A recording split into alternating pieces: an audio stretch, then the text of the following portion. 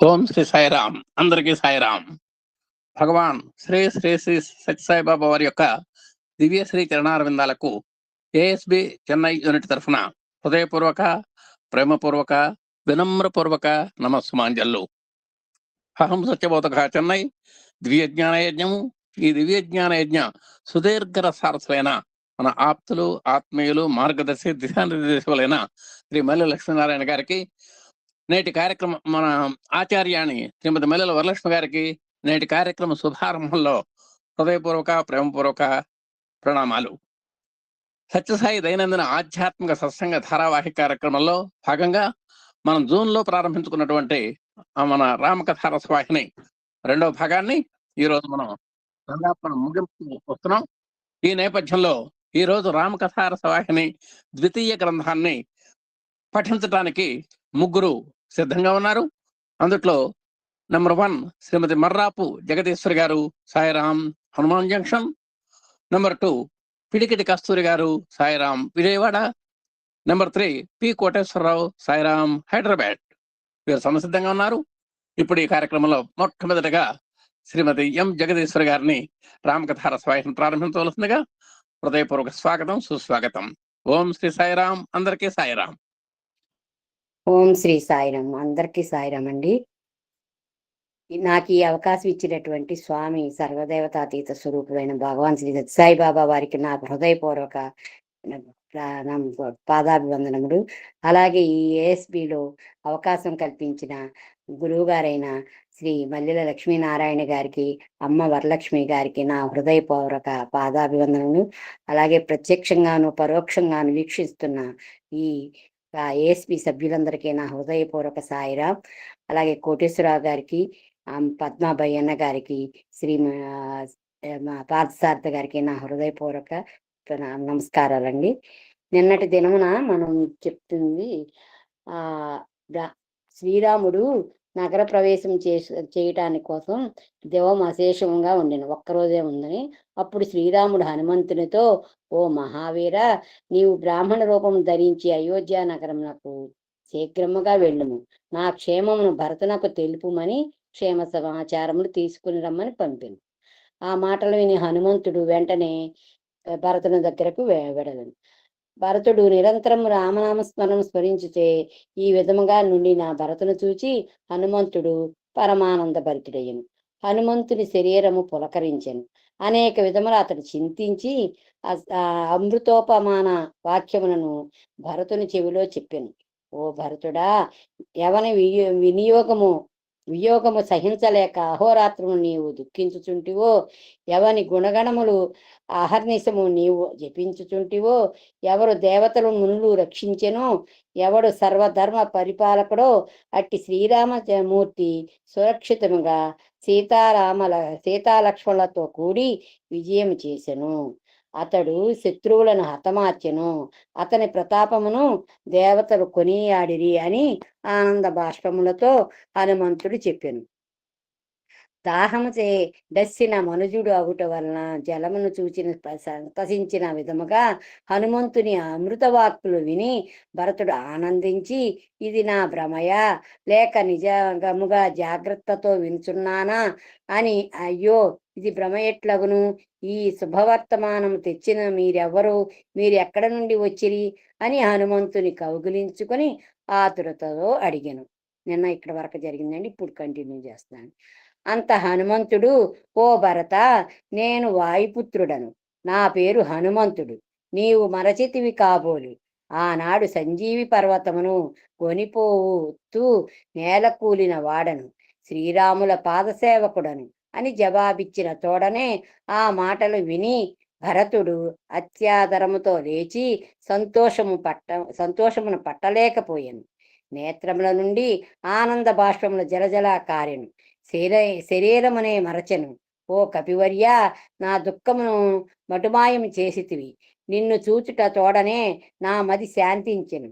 ఏమి నా భాగ్యము, ఈనాడు రామదూతను చూచితిని అని మాటి మాటికి నా రామచంద్రుడు క్షేమమేనా, నా తల్లి జానకి ఎట్లున్నది, ఓ వానరా, నీకేమీ ప్రత్యుపకారం చేయగలను. నీవు చెప్పిన శుభవర్తమానమును తగిన ప్రత్యుపకారము లోకములో మరొకటి నా బుద్ధికి తోచుటలేదు. అందుచేత నీ రుణము తీర్చలేను.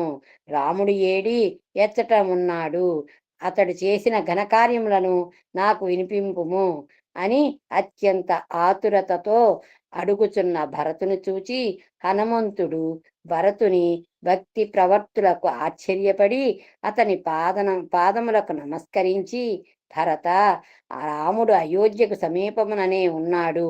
కొన్ని నిమిషములలో నీవు కూడా చూడగలవు. అతని కార్యములు వర్ణనాతీతము, నీకు తెలియనివి కావు. శ్రీరాముడు నిన్ను నిరంతరము తలచుతూనే ఉండేటివాడు. నీబోటి పుణ్యాత్ముడు, నీబోటి బుద్ధివంతుడు, సకల గుణ సంపన్నుడు తమ్ముడు లోకములో మరియొకడు లేడని జగన్నాథుడు శ్రీరాముడు శ్రీముఖముతో చెప్పెను. అందుకు వ్యతిరిక్తంగా కలుగునా? అంత భరతుడు ఆ మాటలు విని పట్టలేనంత సంతోషముతో, శ్రీరాముడు నన్నిట్లు వర్ణించిన నేనంత అదృష్టవంతుడను అని హనుమంతుని గాఢంగా ఆలింగనము చేసుకొనెను.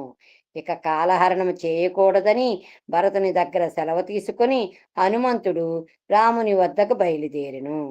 భరతుని సర్వ వృత్తాంతమును రామునకు వినిపించెను. ఇక భరతుని రెండు కాళ్ళు ఒక చోట నిలువలేదు. నంది గ్రామము నుండి సరాసరి అయోధ్య నగరమునకు వచ్చి వశిష్ఠుల వారికి నమస్కరించి శ్రీరాముని వృత్తాంతమును తెలిపి అనంతరము ఆ అంతఃపురములోకి ప్రవేశించి శ్రీరాముడు సీతా లక్ష్మణులతో కూడి సురక్షితముగా నగరములో ప్రవేశించబోతున్నాడని మూవురు తల్లులతో ఆనంద బాష్పములు కార్చుచూ పట్టలేని ఆనందముతో గంతులు వేసెను. ఆ మాటలు విన్న తల్లులు త్రుళ్ళిపడి దిగ్గున లేచిరి. తక్షణము భరతుడు ఈ శుభవార్తను నగరమంతయు చాటుమని ఆజ్ఞాపించెను. కొన్ని క్షణములలో ఈ వార్త నగరమంతయు వ్యాపించెను. ప్రజలు, స్త్రీలు, పురుషులు, పిల్లలు, వృద్ధులు నలువైపులా పరుగులు తీసిరి. వీధులన్నీ అలంకరింప మొదలుపెట్టిరి. స్త్రీలు రకరకముల పుష్పములు ప్రోగు చేయి మొదలుపెట్టిరి. భరతుడు సుమంత్రాది మంత్రులకు కులగురువులైన వశిష్ఠాది గురువులను, మూవురు తల్లులను, పండితులను, పురజనులను, చతురంగ బలమును వెంట పెట్టుకొని తమ్ముడు శత్రుఘ్నితో కూడి సంతోషముతో శ్రీరామును దర్శించుటకు వెడలెను. అనేక పురస్త్రీలు శ్రీరాముని దర్శించుటకు మేడలనెక్కిరి. శ్రీరాముడు అయోధ్య నగరము యొక్క శోభను గూర్చి వానరులకు చెప్పుచుండెను. ఓ సుగ్రీవ, ఓ అంగద, ఓ విభీషణ, అయోధ్య పరమ పవిత్రమైనది, సుందరమైనది అని అనేక విధముల అయోధ్యను వర్ణించుచుండగా భరతుడు చతురంగ బల సమేతుడై వ్రాలెను. ప్రజలు, పండితులు, తల్లులు శరత్కాల రాక చంద్రుని చూచి సముద్రుడు పొంగిన విధముగా శ్రీరాముని చూచి సంతోషించిరి. వారి కోలాహలము మిన్నుముట్టెను. తల్లులు భరించలేని ఆనందముతో కౌమారుని కౌగిలించుకొని మైమరచిరి. సీతారామ లక్ష్మణులు తల్లులకు నమస్కరించిరి. ఉభయులు ఆనందమునకు అంతులేకపోయాను. రాముని వియోగముతో దుఃఖముతో కృషించి నీరసించి ఉండిన భరతుని చూచి శ్రీరాముడు ప్రేమతో దగ్గరకు తీసుకొని అనేక విధముల భరతుని వర్ణించెను. వశిష్ఠ, జాబాలి, వామదేవాది మహర్షులను చూచి పాదములకు సీతారామ లక్ష్మణాదులు నమస్కరించిరి. మహారుషులు సహితము శ్రీరాముని దర్శించి ఆనంద భాషమును నిలుపుకోలేకపోయిరి. పండితులు శతమానం భవతి, శతమనంతర భవతి, శతమైశ్వర్యం భవతి, శతం దీర్ఘమాయు అని మిన్నుముట్ట దీవించిరి. భరత శత్రుఘ్నుడు శ్రీరామ చరణారవిందములకు సాష్టాంగ దండ ప్రణామములు ఆచరించిరి. శ్రీరాముడు ఎంత లేవమన్నను పాదములపై పడి సోదరులు లేవలేకపోయిరి. అంత లక్ష్మణుడు శ్రీరాముడు ఇరువురిని లేపి సోదరులను కౌగలించుకొని ఒకరినొకరు చూసుకొని ఆనంద బాష్పములు విడుచుకొనిరి. ఆనందముతో వారల సౌందర్యములు తేజపుంజరము దేదీప్యమానముగా వెలసెను. అన్నదమ్ములు నలుగురు ఒకే విధముగా కనిపించిరి. మూర్తీభవించిన సౌందర్య రాశులుగా తోచిరి. వియోగ దుఃఖమును మరచి సంయోగ ఆనంద సాగరమును మునిగిరి. అంత విభీషణ, సుగ్రీవ, నల, నీల, అంగద, హనుమంతాదులు సుందరములకు శరీరములను దర్శించిరి. వారిని చూసి పురజనులు చాలా ఆనందించిరి. భరతుని వ్రతమును సుశీలతను పురజనులు వేనోళ్ల కొనియాడిరి. పురజనుల భక్తి ప్రవర్తులను చూచి శ్రీరాముడు మెచ్చుకొనెను. అంత వానరులను విభీషణుని పిలిచి వారలకు సోదరులను గురువులను పరిచయం చేసెను. అంత మూవురు తల్లులను చూపి వీరు మా తల్లులని పరిచయం చేసిన తోడనే అందరూ నేల వ్రాలి నమస్కరించి మహాధన్యులు, సాక్షాత్తు పరమాత్ముడే కన్న తల్లులెంత పూజనీయులని వారల ఆశీర్వాదములు ఆశించిరి. అంత కౌసల్యాదేవి, వానరులారా, మీరు నా బిడ్డ శ్రీరామునితో సమానులు. మిమ్ముల శ్రీరాముడు ఎప్పుడూ మరవకుండా కాపాడుగాక అని దీవించిరి. అంత అందరూ ఆయా రీతిగా నిర్ణయించిన రథములలో కూర్చొని నగమున ప్రవేశించిరి. బంగారు పాత్రలను వసంతముతో నింపి పురజనులు తమ తమ ద్వారముల వద్ద నీడిరి. గృహములకు జెండాలు కట్టిరి. రాజవీధుల పన్నీరు చల్లిరి. రాముని వియోగముతో వాడిన పురజనుల ముఖములు రామచంద్రుని చూచిన తక్షణమే సూర్యోదయం చూచిన కమలముల వలె వికసించెను. వారి ముఖముల కలకలలాడెను. జయ జయ ధ్వనులు మిన్నుముట్టెను. పురవీధులలో రాముని రథము ప్రవేశించెను. వీధులు కిటకిటలాడెను. మంగళహారతులు ఆకాశమున చుక్కల వలె నెటు చూచినా కనిపించెను. పన్నీరులు చల్లిరి. పుష్పవర్షములు కురిపించిరి. ప్రజల యొక్క హద్దులు తెగెను. ఈ విధముగా నలుగురు సోదరులతో మూవురు తల్లులతో జానకీదేవిని కూడి శ్రీరాముడు పురవీధులలో వెళుతూ ఉండటం చూచిన వారి కన్నులెంత ధన్యమో, వారెంత పుణ్యులో అని వేనోళ్ళ వారిలో వారు పొగుడుకొనిరి. శ్రీరామ పట్టాభిషేకము. అంత రాజభవనము చేరిరి. అంతఃపుర స్త్రీలు పరిచారకులు మహదానందముతో పాదములు కడిగి స్వాగతము చెప్పిరి. చేరిన తోడనే వశిష్ఠుల వారు బ్రాహ్మణులను పిలిచి ఈ శుభదినమున, ఈ శుభ నక్షత్రమున, శుభయోగమున, శుభకరణ శుభలగ్నమున శ్రీరామచంద్రుడు పట్టాభిషిక్తుడగును కనుక మీరందరూ దయచేయుడని ఆజ్ఞాపించెను. అంత బ్రాహ్మణులు శ్రీరామ పట్టాభిషేకము జగన్మంగళదాయకము, నిలంబనము చేయక రాముని లలాటమునకు పట్టము కట్టుడు అని చెప్పిరి. అప్పుడు వశిష్ఠుల వారు సుమంతుని పిలిచి, మంత్రివర్య, రాముని పట్టాభిషేక మహోత్సవము కనుక శీఘ్రముగా చతురంగ బలముల నాయత్తము చేయుమని ఆజ్ఞాపించెను. ఆ మాటలు విని సుమంతుడు ఆనందముతో పొంగిపొరలి కొన్ని క్షణములలోనే అందుకు తగిన ఏర్పాట్లు చేసెను. గజములను, అశ్వములను, రథములను అలంకరించిరి. సింహద్వారము వద్ద అన్నింటినీ తెచ్చి నిలబెట్టిరి. పదాతులను, ప్రౌతులను సింగారించుకొని విచ్చుకత్తులను ధరించి పంక్తి తీర్చి బరాబర్లు చెప్పుచుండిరి. మంగళ ద్రవ్యములు తీసుకుని వచ్చుటకు సేనలను నలువైపులా పంపి సుమంతుడు వచ్చి గురు చరణములకు మొక్కి అన్నియు సిద్ధంగానున్నవని మనవి చేసెను. అయోధ్య నగరము యొక్క మహోత్సవ శృంగారము చూచుటకు 2 కన్నులు చాలవు.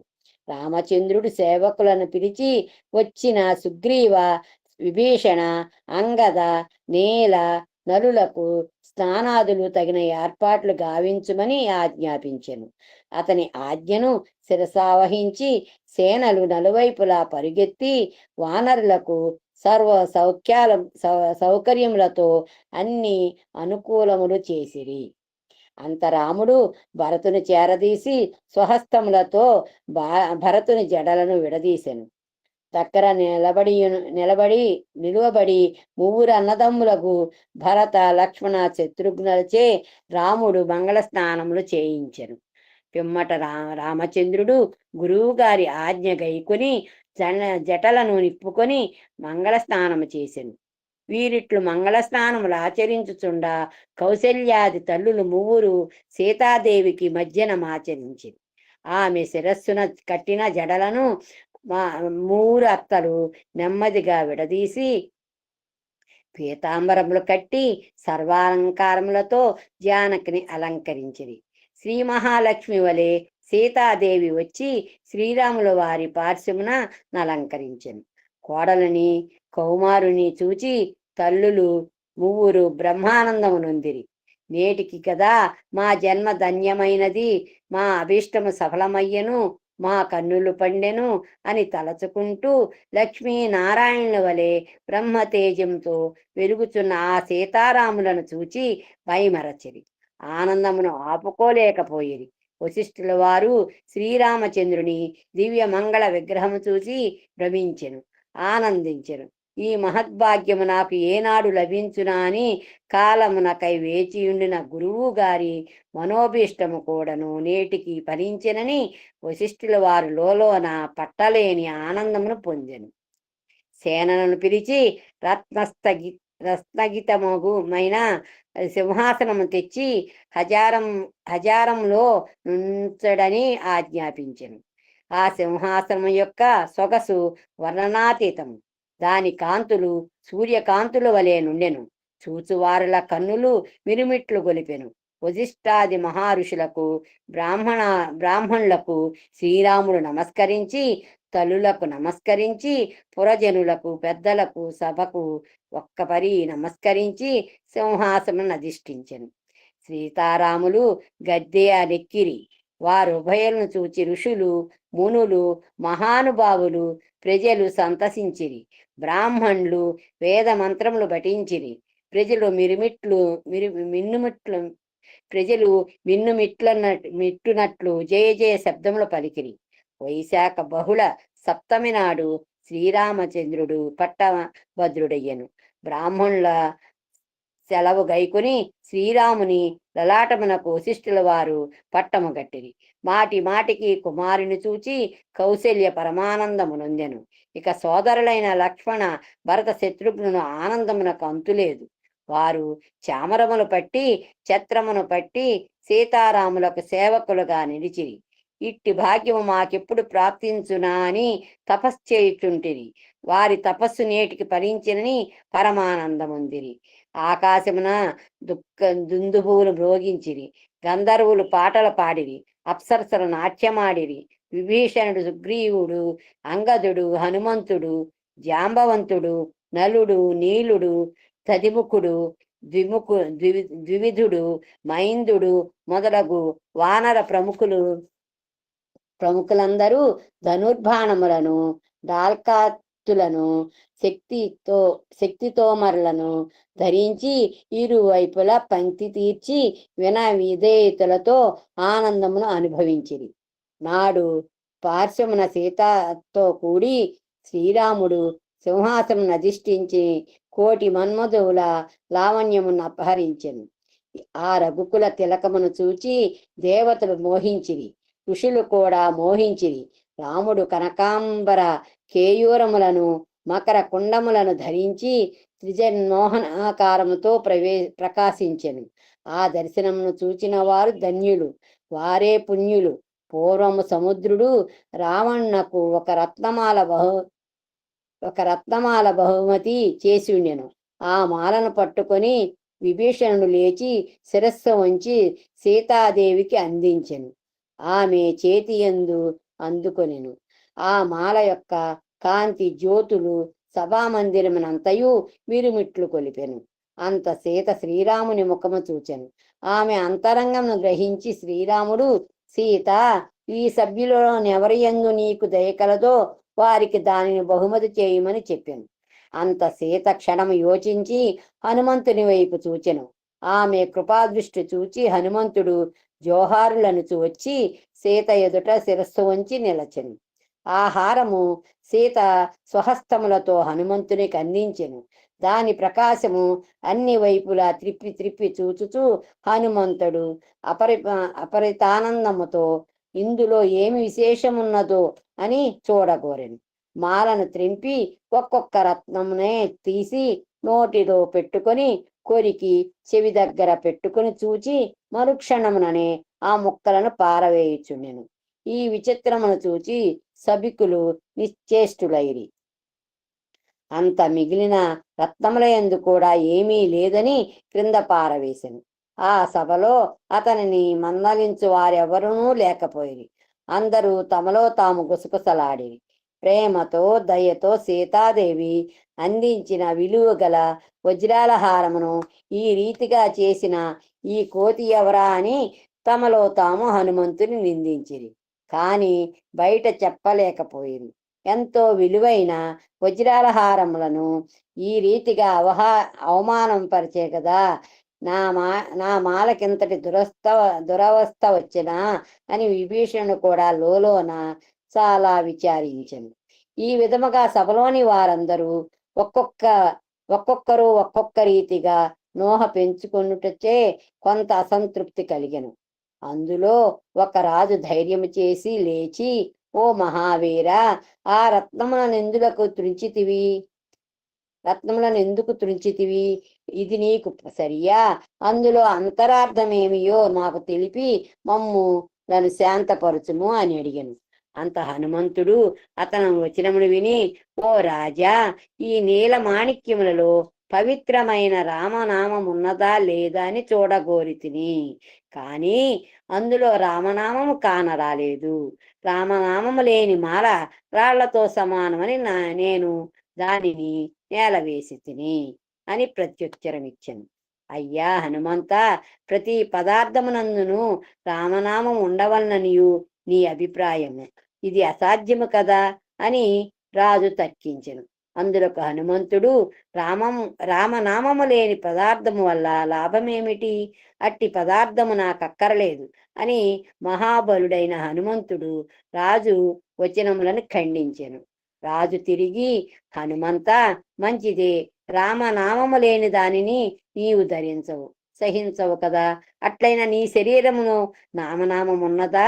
దాన్ని నీవు నిరూపించగలవా అని గట్టిగా నిలదీసి అడుగగా హనుమంతుడు పక్కున నవ్వి, చూడుము అని తన దేహము నుండి ఒక వెంట్రుకను తీసి రాజు చెవి దగ్గర పెట్టెను. అది రామ రామ అని శబ్దము ఉచ్చరించుట చూచి రాజు పరమాశ్చర్యముతో హనుమంతునికి నమస్కరించి తనను క్షమించమని కోరెను. అంత రామమూర్తి హనుమంతుని కౌగులించుకొని, హనుమంత, నేను నా పట్టాభిషేక సమయమున నీకేమి బహుమతి ఇవ్వగలను? నీకు ఇవ్వదగినది బహుమతి నా దగ్గర వేరేమీ లేదు. నన్ను నేను ఇచ్చుకుందును, గైకొనుము అని తన దేహమును హనుమంతుని బాహువులకు అప్పజెప్పాను. ఆ దృశ్యమును చూచి సభికులు జయ జయ ధ్వనులు చేసిరి. హనుమంతుని వంటి వ్యక్తి లోకమున లేడని కొనియాడిరి. హనుమంతుని భక్తి ప్రవర్తనను వర్ణించిరి. అంత రాముడు లేచి వచ్చి బయట కిక్కిరిసిన రామదర్శనమునకై వేచి ఉండిన ప్రజలకు తన మంగళ స్వరూపమును దర్శింపచేసెను. ప్రజలు ఆ సుందర స్వరూపమును చూచి బ్రహ్మానందమొందిరి. వచ్చిన వారందరికీ భోజనాదులు ఏర్పాట్లు చేయించెను. విరివిగా ధన కనక వస్తు వాహనాదులు, గృహములు, బట్టలు దానము చేసెను. ఈ వైభవమును చూచి వానరులు విభీషణుడు పరమానందమగ్నులైరి. అహోరాత్రములు గమనకలేక రాముని వానరులు విభీషణుడు 6 మాసములు సేవించిరి. 6 మాసములు వారి దృష్టిలో ఒక దినముగా గడిచిపోయాను. వారు గృహములను, వారి కుటుంబములను, రాజ్యములను మర్చిపోయేరి. తుదకు రాముడు ఒకనాడు సకులందరినీ హజారములో సమావేశపరచి వారినందరినీ ఉచితాసనముపై ఆసీనులు గావించి మృదు మధుర వచనములతో, ఓ సకులారా, మీరు నా విషయములో విశేషముగా శ్రమపడితిరి. మీ ఎదుట మిమ్ములను స్తుతించుట సంభావితము కాదు. మీ గృహములను విడిచి, మీ ఆలుబిడ్డలను విడిచి ఆస్తి పాస్తులను త్యజించి నా నిమిత్తమై పాటుపడితిరి. మీకంటే నాకు వేరు మిత్రులు లేరు. అందుచేత మీ యందు నాకు విశేషము దయ ప్రేమ కలదు. నా తల్లిదండ్రుల కంటే, నా సోదరుల కంటే, నా రాజ్యము కంటే, నా ప్రజల కంటే, కడకు జానకి కంటే మీరే నాకు ప్రియులు. ఇది నా నిశ్చయము. కాన మీరు మీ మీ గృహములకు పొండు. నన్ను మీ హృదయమునందు ప్రతిష్ఠించుకొని భక్తి శ్రద్ధలతో సేవించుడు. మీ వెంటనే జంటనే ఇంటనే కంటనే ఉండి కనిపించుచుందును, కరుణించుచుందును అని దయా ప్రేమ వచనములు పలికిన రామచంద్రుని చూచి వానరులు విభీషణుడు తమ దేహములను మరచి తామెచ్చటమున్నామా అన్నది వారికి తోచలేదు. నిలువు గుడ్లు పెట్టుకొని కంటి దారలు కార్చుచూ నిలుచుండిరి. ఒక్క మాటైనను చెప్పలేకపోయేది. నోరులు ఆడుచుండెను. అంత రామాజ్ఞ ప్రకారము దివ్యాభరణములు, వస్త్రములు సేవకులు తీసుకుని వచ్చిరి. వాటిని లక్ష్మణ భరత శత్రుఘ్నులు అందించి అందించి వారినే ఆ వానరులకు స్వయముగా అలంకరింపుడని ఆజ్ఞాపించెను. లక్ష్మణ భరత శత్రుఘ్ను రామాజ్ఞ ప్రకారము వానర వీరులకు విభీషణకు చక్కగా పీతాంబరములతో అలంకరించిరి. ఆభరణముల కంఠములందు వేసిరి. కాని వానరులు ఏమి చేసినను కదలక మెదలక స్తంభించి నిలిచి కంటి దారల కార్చుచూ వారి దృష్టి శ్రీరాముని పాదములపై కేంద్రీకరించి ఉంటిరి. చేయునది లేక అందరూ శిరస్సులు వంచి నమస్కరించిరి. అంత రాముడు వారలను లేవదీసి కౌగిలించుకొనెను. ఓ వానరులారా, మిత్రులారా, మీరు మీకు నా సారూప్యముక్తినిచ్చితిని. కొంతకాలము మీరు మీ మీ కర్తవ్యములను నిర్వర్తింపుడు. మీ మీ బాధ్యతలను మీరు ఆచరించుడు. రాజ్యపాలనము చేయుడు. రాజసుఖములను అనుభవింపుడు అని అనేక ప్రకారముల వారికి బోధించి పొమ్మని సెలవిచ్చెను. భరత శత్రుఘ్నులు వానరుల భక్తికి మెచ్చుకొనిరి. రామాజ్ఞ ప్రకారము కొంత దూరము లక్ష్మణ భరత శత్రుఘ్నులు కూడా వానరుల వెంట వెళ్ళి సాగనంపుటకై బయలుదేరిరి. వారందరూ రథములలో వెనుక దృష్టిని పెట్టుకొని అయోధ్యనే చూచుచూ కంటి దారల కార్చుచూ పోయిచుంట చూచి లక్ష్మణ భరత శత్రుఘ్నులు వారి బాధ చూడలేక పోయిరి. వారి భావములలోని అంతరార్థం గుర్తించి వారిని 1000 విధముల పొగడిరి. నదిని దాటించి లక్ష్మణ భరత శత్రుఘ్నులు తిరిగి అయోధ్య చేరిరి. వారిలో హనుమంతుడు వెనుకకు వచ్చెను. అనేక విధముల ప్రార్థించి సుగ్రీవుని సెలవు తీసుకొని 10 దినములు శ్రీరాముని సేవించి ఒత్తునని భరించలేని వియోగముతో ఎంత వలదన్నను లక్ష్మణుని వెంట అయోధ్యకు చేరెను. ఒక దినమున శ్రీరాముడు సోదరునితోనూ ప్రియుడగు హనుమంతునితోనూ కలిసి ఒక ఉద్యానవనమున చూచుటకు వెడలను. ఆ వనము పుష్పములతోనూ ఫలములతోనూ నిండి ఉండెను. అక్కడ శ్రీరాముడు ఒక ఉన్నతాసనముపై కూర్చుండెను. సోదరులు ప్రక్కన కూర్చుండిరి. అప్పుడు సోదరులు శ్రీరాముని ఏవో కొన్ని ప్రశ్నలు అడుగా సంకోచించిరి. వారు హనుమంతుని చూచి వార్ల మనోభావములు అతనికి తెలిపిరి. హనుమంతుడు ప్రశ్న వేసి ఎడల శ్రీరాముడు స్వయంగా ప్రత్యుత్తరమునిచ్చునని వారు తలంచిరి. సర్వాంతర్యామి అయిన రాముడు గుర్తెరిగి, ఓ హనుమంతుడా, నీవు ఏమి తెలుసుకొనగోరుచుంటివి అడుగుము అని రాముడు పలికెను. అంత ఓ దీనరక్షక, తమ్ముడు భరతుడు మిమ్మల్ని ఒక ప్రశ్న అడగదలచెను. కానీ అతడు సంశయపడుచుండెను.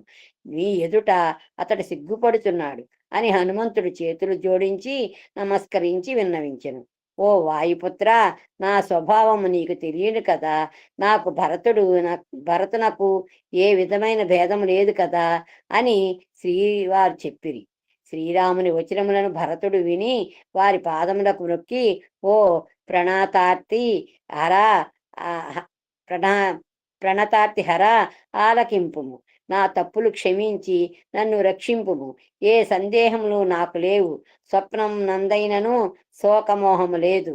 ఇదంతయు నీ కరుణా కటాక్షము. ఓ స్వామి, నీవు సకల గుణ సంపన్నుడవు, సత్పురుషుడవు. ఆ, సత్పురుషులకు దుర్మార్గులకు గల తారతమ్యములను వివరించి చెప్పుము అని ప్రార్థించింది. ఓ తమ్ముడా, వేద పురాణములలో చెప్పిన విధముగా సత్పురుషుల గుణములు అనంతములు. చందన తరువునకు గొడ్డలికి ఎట్టి సంబంధము కలదో, సత్పురుషులకు దుర్మార్గులకు అట్టి సంబంధము కలదు. చూడుము, గొడ్డలి చందన తరువును నరికినను దాని సుగంధము గొడ్డలికిచ్చును కదా. ప్రాణములు తీసుకొని వచ్చిన దానికి సహితము అది సుగంధమునిచ్చును. అందుచేత శ్రీగంధము సర్వజన సమ్మతము. దేవతలు దానిని శిరస్సుపై ధరింతురు. హితవు చేసిన వృక్షమును నపకారం చేయుటకు గొడ్డలికి వచ్చిన పాట్లు చూడుము. దానిని నిప్పులో కాల్చి సుత్తితో కొట్టుచుందురు కదా. ఈ ప్రకారమే కలులు సత్పురుషులకు దుఃఖమునిచ్చెదరు. అయినను సజ్జనులెప్పుడునూ వారికి ఉపకారమే చేయుచుందురు. దీని ఫలమేమి? సజ్జనులు స్వర్గమునకు పోదురు, అనగా నిరంతరం ఆనందముగా నుందురు. దుర్జనులు నిరంతరము అసంతృప్తితో దుఃఖములతో కుమిలుచుందురు. వారల నరకయాతనల అనుభవించుచుందురు. నిందలు నిష్ఠూరములతో పైకి ఉల్లాసముగా కనిపించినను లోన కృషించుచుందురు. సత్పురుషుల గుణములను చెప్పెదను వినుము. వారు విషయాసక్తులు కారు, సకల గుణశీల సంపన్నులు. ఇతరుల సుఖములను చూచి సంతసించి వారల దుఃఖములను చూచి దుఃఖింతురు. వారు సమదర్శకులు, వారికి శత్రువులు లేరు, వారికి శత్రు బాధలే లేవు. వారు జ్ఞాన విజ్ఞాన వైరాగ్య సంపన్నులు. వారల చిత్తములు కోమలములు, దీనుల యందు వారికి దయమెండు. త్రికరణ శుద్ధిగా వారు నా పాదములను సేవింతురు. వారికి మానాభిమానములున్నవి ఉండవు. వారు నిరంతరము పరోపకారము చేతురే కాని స్వార్థమును కలయందైనను కోరరు. వారల ప్రవర్తన సరళము, వారల హృదయములు శీతలములు. వారు త్యాగశీలులు, ఎల్లప్పుడూ వారు సంతోషముగానే ఉందురు. తమ్ముడా, ఈ లక్షణములనెవ్వడు కలిగి ఉండునో అతడు ఆత్మస్వరూపుడని తెలుసుకొనుము. ఆత్మస్వరూపుడేమిటి? నేనే వారు, వారే నేను అని గ్రహింపుము. వారలకు దూషణ భూషణము సమానము. ఇక దుర్జనుల లక్షణాలను చెప్పేదని వినుము. వారల సాంగత్యమును అన్ని విధములా విడిచిపెట్టవలను. వారల సహవాసము వలన దుఃఖము ప్రాప్తించును. పరుల సంపదలను చూచి వారి హృదయము ఎప్పుడు పరితపించును. పరదూషణము విని వారు సంపద వచ్చినట్లు తలంచి సంతసించురు. అరిషడ్వర్గములు వారిని ఆశ్రయించియుండును. ఆశ్రయులు చెప్పినట్లు వారు సంచరింతురు. వారికి దయాదాక్షిణ్యములు శూన్యము. కుటిలులు కారణము లేకయే పరులతో కలహింతురు. ఉపకారము చేసిన వారితో సహా వారు విరోధించెదరు. వారి మాటలు, వారి కార్యములు, వారి బోధనములు ఇచ్చుపుచ్చుకుంటయు సర్వము అసత్యములు. వారి హృదయములు కఠోరములు. నెమలి పైకి చూచుటకు చక్కగా నుండును, దాని కేక వినసొంపుగా నుండును, అయినను అది పాములను భక్షించును కదా. అటులనే దుర్జనులని తెలుసుకొనుము. పరహింస పరాయణులు, పరదారాసక్తులు, పరనిందారతులు, ఈ పాప కర్మలు పాపాత్ములు, మనుజాధములు. వారికి యముని భయము లేదు. ఇతరుల అభివృద్ధి నొందుట చూచి విని పసి పట్టినట్లు వారు తలనొప్పిచే బాధపడుచుందురు. ఇతరుల విపత్తులు చూచి వారు సంతసించుదురు. పరుల కష్టములు చూసి దేశమునకు రాజైనట్లు వారు సంతోషింతురు. వారలకు స్వార్థము తప్ప అన్య పరోపకారమన్నది స్వప్నం నందైనను ఉండదు. వారి హృదయము కామ క్రోధాదులకు పుట్టినిల్లు. వీరికి తల్లిదండ్రులని, గురువులని, పెద్దలని లక్ష్యము లేదు. సత్పురుషులన్నను భగవంతుడన్నను వారకు తలనొప్పి వచ్చును. వారు మందమతులు, అవగుణాధాము అవగుణధాములు, కామాంధులు. వీరికి అధికముగా వీరిని కలియుగములో చూడవచ్చును. ఓ తమ్ముడా, పరోపకారము కంటే ధర్మం మరొకటి లేదు. పరహింస కంటే అధికమగు పాపము లేదు. ఇది ఏ వేద పురాణముల సారము. ఇది ఏ సత్పురుషుల మతము. మనుజులై పుట్టి పరహింస చేయువారు నీచ యోనుల యందు పుట్టి చచ్చుచుందురు. మనుజుల అజ్ఞానాంధకారములనబడి అనేక పాపములు చేయుచుందురు. ఇట్టి వారికి నేను ప్రారబ్ధ కర్మ స్వరూపుడనై కాలాంతరమున ప్రత్యక్షమగుచుందును. అట్టి వారిని సంసారములో పాడద్రోసి వారిని శుభ అశుభ కర్మలను అనుభవింపచేయుదును. ఓ భరత, దేవతలును మునులను మహాత్ములను శుభ అశుభములనిచ్చు నట్టి కర్మలను విడిచిపెట్టి సదా వారు నన్ను భక్తితో భజించెదరు. వారు నిష్కామ్యంగా కర్మములను ఆచరించెదరు. కామ్య తపస్సులను కామ్య కర్మలను చేసిన ఎడల వారి శుభాశుభ ఫలములను అనుభవించుటకు దేహమును ధరించి జీవులు సంసారములోకి రావలెను. ఏ కర్మలు చేసినను వాటి ఫలము అపేక్షింపక వాటిని అనరించిన ఎడల మనుజునకు జ్ఞానము కలుగును. భక్తి ప్రవర్తులు అభివృద్ధిగాంచును. వాటి మూలమున నాడు ముక్తిని సామీప్యమును అనుభవించును. ఈ విధముగా సజ్జన దుర్జన లక్షణములను మీకు విశదపరిచితిని. ఈ లక్షణములను తెలుసుకున్న వాడు సంసార సాగరములో పడి మునిగి ఉండడు. తమ్ముడా, అనేక విధములకు సుగుణ దుర్గుణములన్నీయు మాయా సంకల్పితములని తెలుసుకునుము. ఈ రెండు గుణములను లక్ష్యము చేయనివాడు సజ్జనుడు, మహాత్ముడు. అతనే ఆత్మస్వరూపుడు. ఈ గుణముల రెండింటిని వసిమగువాడు మూర్ఖుడు. అది ఏ అజ్ఞానము. ఈ ప్రకారము రాముడు తమ్ములకు వివరించెను. శ్రీరాముడు ఉపదేశమును వారు విని స్వాస్థ్యము పొందిరి. వారి హృదయములు ప్రేమతో ఉప్పొంగెను. మాటకి వారు రామునకు శిరస్సు వంచి నమస్కరించిరి. అందరికంటే అధికముగా హనుమంతుడు బ్రహ్మానందమొందెను. అనంతరము తమ్ములతో కూడి హనుమంతునితో సహా శ్రీరాముడు రాజమందిరమునకు పోయెను.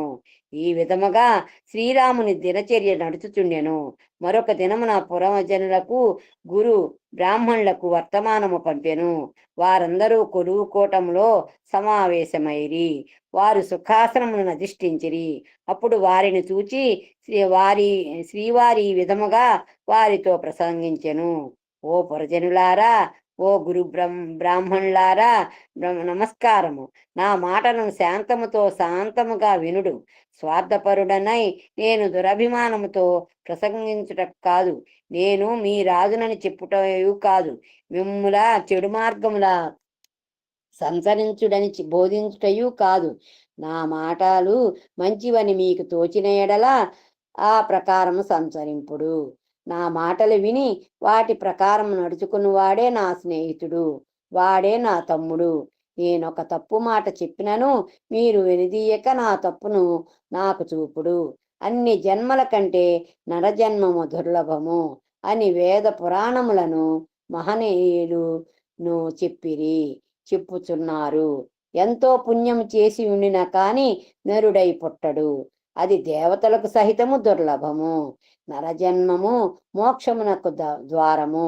సకల సాధనములకు రాధారి మార్గము. తమ్ముడారా, సాయిరామ్. సాయిరామ్. సాయిరామ్ సార్. సాయిరామ్. బంగారు తండ్రికి పాద నమస్కారం చేసుకుంటూ సాయిరామ్ అండి.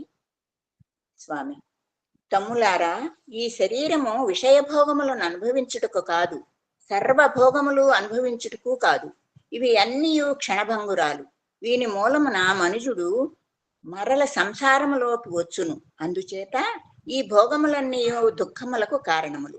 ఈ విషయభోగములు అందు ఆసక్తి కలవాడు మూర్ఖుడు. విషయములు విషము వంటివి. అమృతమును విడిచి విషమును గోరుట తగునా? అటుల విషమును గోరువాడు మంచివాడు కాదు. చింతామణిని విడిచి గాజు పెంకును అభిలషించినట్లు ఉండును. నరశరీరమును ధరించిన మానవుడు సంసార సాగరమును దాటలేకపోయిన ఎడల వాని వంటి దౌర్భాగ్యుడును మందమతీను లేడు. వాని వంటి ఆత్మఘాతకుడు కూడా ఉండడు. అందుచేత మనుజులై పుట్టినవారు సర్వుల యందు దైవము ఆత్మస్వరూపుడై ఉన్నవాడును సత్యమును గ్రహించి జనసేవ చేయుచు అదియే దైవసేవగా భావించి దైవాజ్ఞలను శిరసావహించి దైవార్పిత భావంతో సర్వకర్మలు గావింతురు, ఆచరింతురు. ప్రజలారా, ఇహపరలోక సుఖములు అనుభవింపగోరువారు నా మాటలను లక్ష్యములో నిడుకొని వానిని మరువక సంచరించుచుందురు. అన్ని మార్గముల కంటే సంసారమును దాటుటకు భక్తి మార్గమే సులభము, మనోహరమైనది. సంసారమును దాటుటకు జ్ఞాన మార్గము కష్టం. ఆ మార్గమున అనేక విఘ్నములు కలుగును. మనోనిగ్రహము దుర్లభము. జ్ఞాన మార్గమున నడిచిన వానికి భక్తి లేని ఎడల నాకు ప్రియుడు కాడు. భక్తి వంటిది మరొకటి లేదు.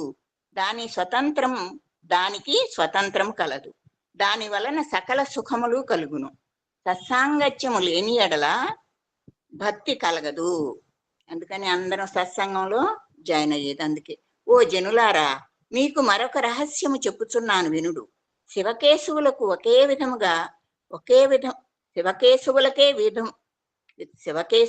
ఏ విధముగా భేదాలు లేవు. శివుడు కేశవుడు ఒక్కటే అని చెప్తున్నారు. భగవంతుడు ఒక్కడే అని విశ్వసింపుడు. రూపనామములు వేరు వేరు కానీ దివ్యాత్మ ఒక్కటే. అది అందరి యందును సమముగానే ఉన్నది అని నా రాముని అమృతోపమానమగు వచనములు విని పురజనులు శ్రీరామచంద్రునికి శిరస్సులు వంచుకొని నమస్కరించిరి. ఓ స్వామి, నీ ప్రాణముల కంటే నీ మీదనే ఆశ మెండు. నీ మూలమున మా శరీరములు దృఢముగా ఉండెను. మా గృహములలో నిత్య మంగళములు జరుగుచుండెను. ఇది అంతయు నీ ప్రభావము. అన్ని విధముల మా దుఃఖములను పోగొట్టి మమ్మల్ని దరిచేర్చితివి. ఓ మహారాజా, నీవు తప్ప మాకు నీవలే బోధించు వారెవ్వరు మా తల్లిదండ్రుల లేరన్నమాట. మా తల్లిదండ్రులు స్వార్థపరులే కాని మరొకరు కారు. మా వలన మీకు ప్రయోజనము లేదు. పరలోకమునకు పోదగినట్లు మమ్ములను శిక్షించితివి. అదే మాకు చాలును. ఓ రాక్షసాంతక, నీవును నీ సేవకులు లోకమునకు ఉపకారులు. స్వప్నమందైనను ఇట్టి మిత్రుని, ప్రభువుని, తల్లిని, తండ్రిని చూడలేము అని ప్రజలు 1000 విధములుగా విన్నవించిరి. వారి విన్నపములు విని శ్రీరాముడు ప్రసన్నుడయ్యను. శ్రీవారి సెలవు గైకొని ప్రజలు వారి వారి గృహములకు పోయిరి. ప్రజలు నిరంతరము శ్రీవారి ప్రసంగమును స్మరించుచు కాలము గడిపిరి. అయోధ్యలో ప్రతి గృహస్థునకు ఒక పువ్వుల తోట కలదు. అతడు దానిని జాగ్రత్తగా కాపాడును. ఎల్లప్పుడూ అచట వసంత ఋతువులో వలె అన్ని కాలములలో ఆ చెట్లు పుష్పించి ఫలించును. సదా భ్రమరములు జుంకారము చేయుచుండును. మంద సుగంధ శీతల వాయువులు వీచుచుండును. అనేక విధాలుగా పక్షులను బాలురు పెంచిరి. అవి చక్కని ధ్వనులు చేయుచుండును. రాముని రాజ్యకాలములో వివిధ పురజనులు సిరి సంపదలను సహస్రశేషులైనను వర్ణించలేరు. అంత ధర్మముగా రాముడు రాజ్యమును పాలించెను. శ్రీరాముడు అనేక అశ్వమేధ యాగములు వనరించెను. కోట్ల కొలది బ్రాహ్మణులకు దానములిచ్చి వారిని తృప్తి పొందించెను. వేద మార్గ ప్రవర్తనుడును, ధర్మ రక్షకుడును, గుణాతీతుడును అగు శ్రీరాముడు సకల గుణ సంపన్నురాలగు సీతాదేవియు ధర్మ మార్గమును అవలంబించి మెరుగుచుండిరి. తాపత్రయములు రాముని కాలములో నశించెను. జనులు పరస్పరానురాగము కలవారై ఉండిరి. వేదములలో చెప్పబడిన ప్రకారము వారి వారి కులధర్మములను అనుసరించి ప్రవర్తించిరి.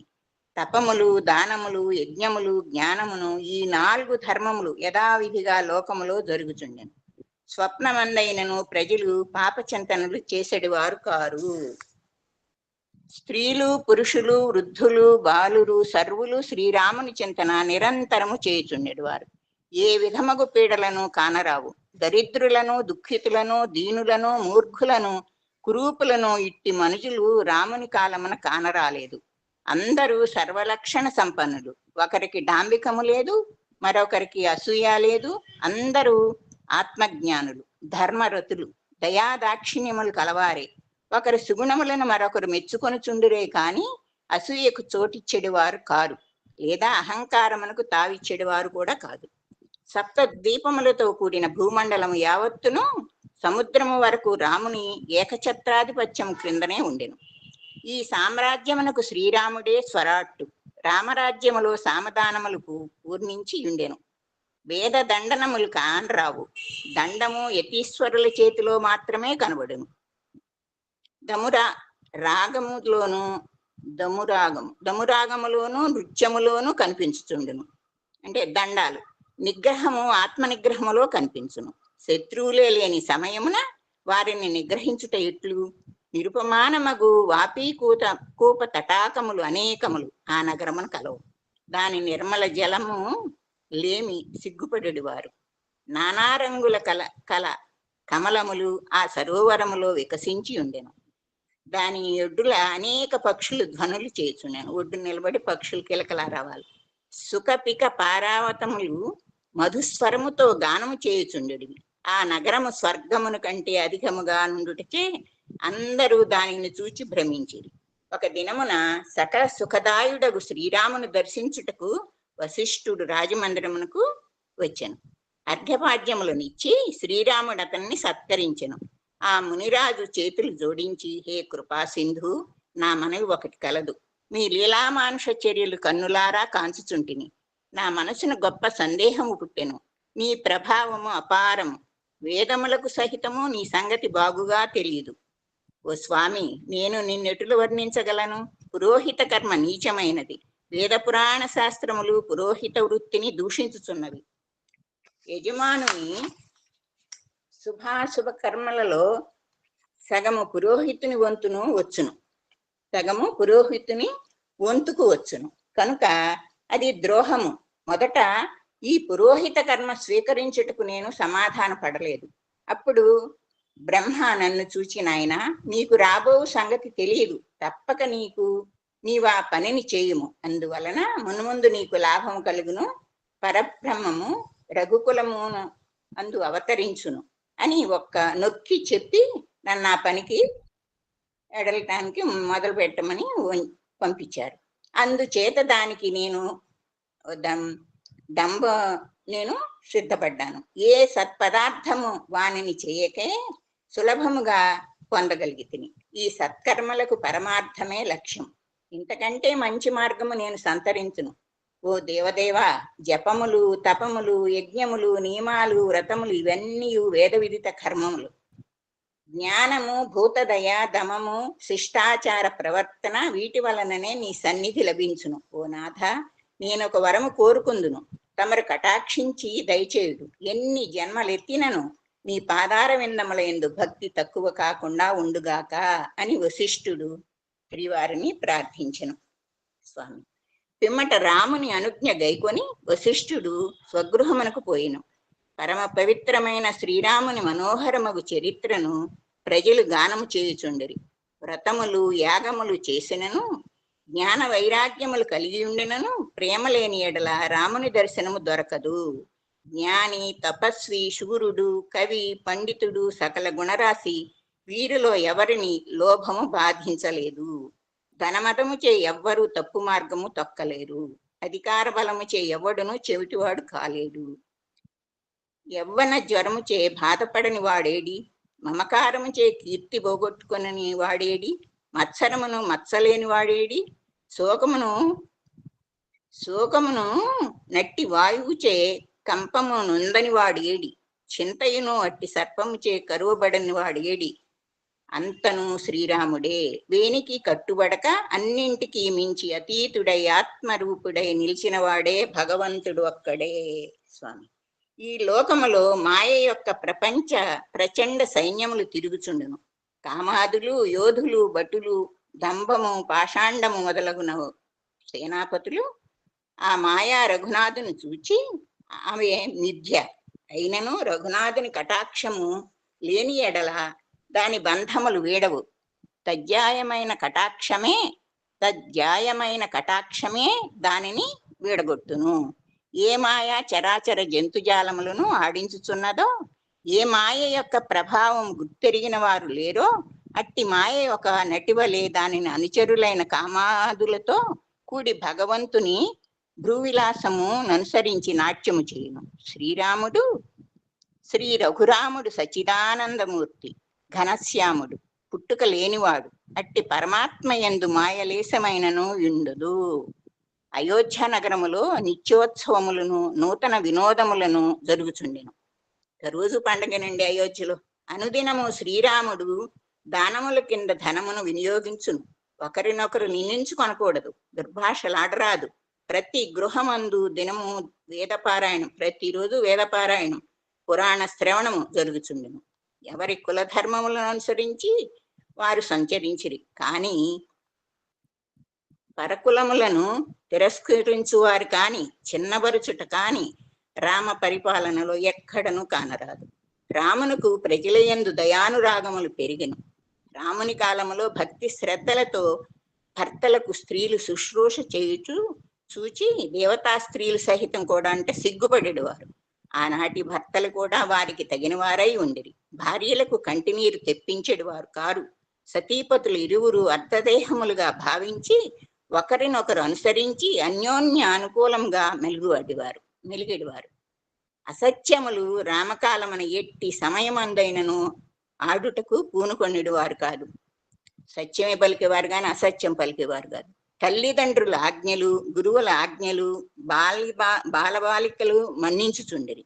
అందరూ దేవేంద్ర భోగములు అనుభవించుచుండిరి. కుబేరునితో సమానముగా ధనధాన్యములు సమృద్ధిగా నుండెను.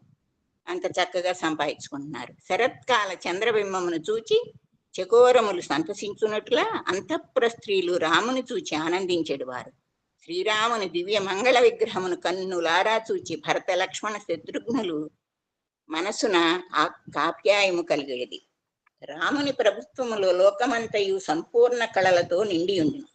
పాపమును మాటే లేదు. మునీశ్వరులు నిర్భయముగా వనములలో సంచరించుచుండిరి. రాజునకు ప్రజలకు అన్యోన్య అనురాగం పెరిగెను. భూమి అంతయు శోభాకరముగా ఉండెను. వనములు కళకళలాడెను. పక్షులు మృగములు స్వాభావిక విరోధములను విడిచి పరస్పర మైత్రితో మెలగెను. రామరాజ్యములో వైరమను మాటే లేదు. అందరూ పరమ సఖ్యంగా ఉండిరి. ప్రతి వ్యక్తి శ్రీవారి ప్రభావం వర్ణించుటలో ఎంతయో ఉల్లాసపడుచుండేవారు. స్వామిని కొనియాడేవారు అంటండి. ఒకనాడు హజారములో శ్రీరాముడు తమ్ములతో సింహాసనమును అధిష్ఠించి ఉండెను. ఆ సమయము ఒక బ్రాహ్మణుడు దుఃఖించుచు రాజ్యసభకు వచ్చాడు. అనేక నిష్ఠూర వాక్యాలను అతడు పలికెను. మొరపెట్టుకున్నాడు. అయ్యో, లోకములో సూర్యవంశపు రాజుల కీర్తి ప్రతిష్టలు నేటితో అంతరించెను. శిబి, రఘు, దిలీపాన్, సగర మహారాజుల ప్రతాపమును వారి కీర్తి ఎరుంగరెవరు? వీరి కాలములో ఇట్టి విపరీతములు జరిగి ఉండినా ఎన్నడైనా తండ్రి బ్రతికి ఉండ కుమారుడు చనిపోవునా? ఇది ఎన్నడైనా కలదా? ఈనాడు ఈ విపరీతాలను చూచితిని అని బ్రాహ్మణుడు విలపించెను. అతని దుఃఖమునకు కారణము సర్వాంతర్యామైన రాముడు గమనించి బ్రాహ్మణుని వచనమును విని కొంత విచారించెను. ఏ కారణము చేత అతని కుమారుడు మరణించెను దానిని తెలుసుకొనుటకు చింతించెను. అది రాజ్య పరిపాలనా విధానములోని దోషము కాదనియు దుశ్చింత ప్రభావమే అని ఈ విధముగా దుర్మరణమునకు హేతువని తలంచిరి. అట్టి దుశ్చింతలు రానియక ప్రజలలో చేరనీయకుండుటకు తగినట్టు కట్టుదిట్టములు కావించెను. ఇట్టి చిన్న చిన్న విషయములు కూడా అతి జాగ్రత్తగా గమనించి స్వార్థమునకు ప్రక్కకు నెట్టి ప్రజాక్షేమమే తన క్షేమముగా, ప్రజలే తన దేహమగును, ప్రజలు రామచంద్రుడే తమ గుండెలగను భావించిరి. ప్రజాప్రభువుల యొక్క సన్నిహిత సంబంధము దేహాలు గుండెలుగా భావించి జీవించెడువారు, పాలించెడువారు. ప్రజల అభీష్టములకు ఏనాడు విరుద్ధముగా చింతించడు శ్రీరాముడు.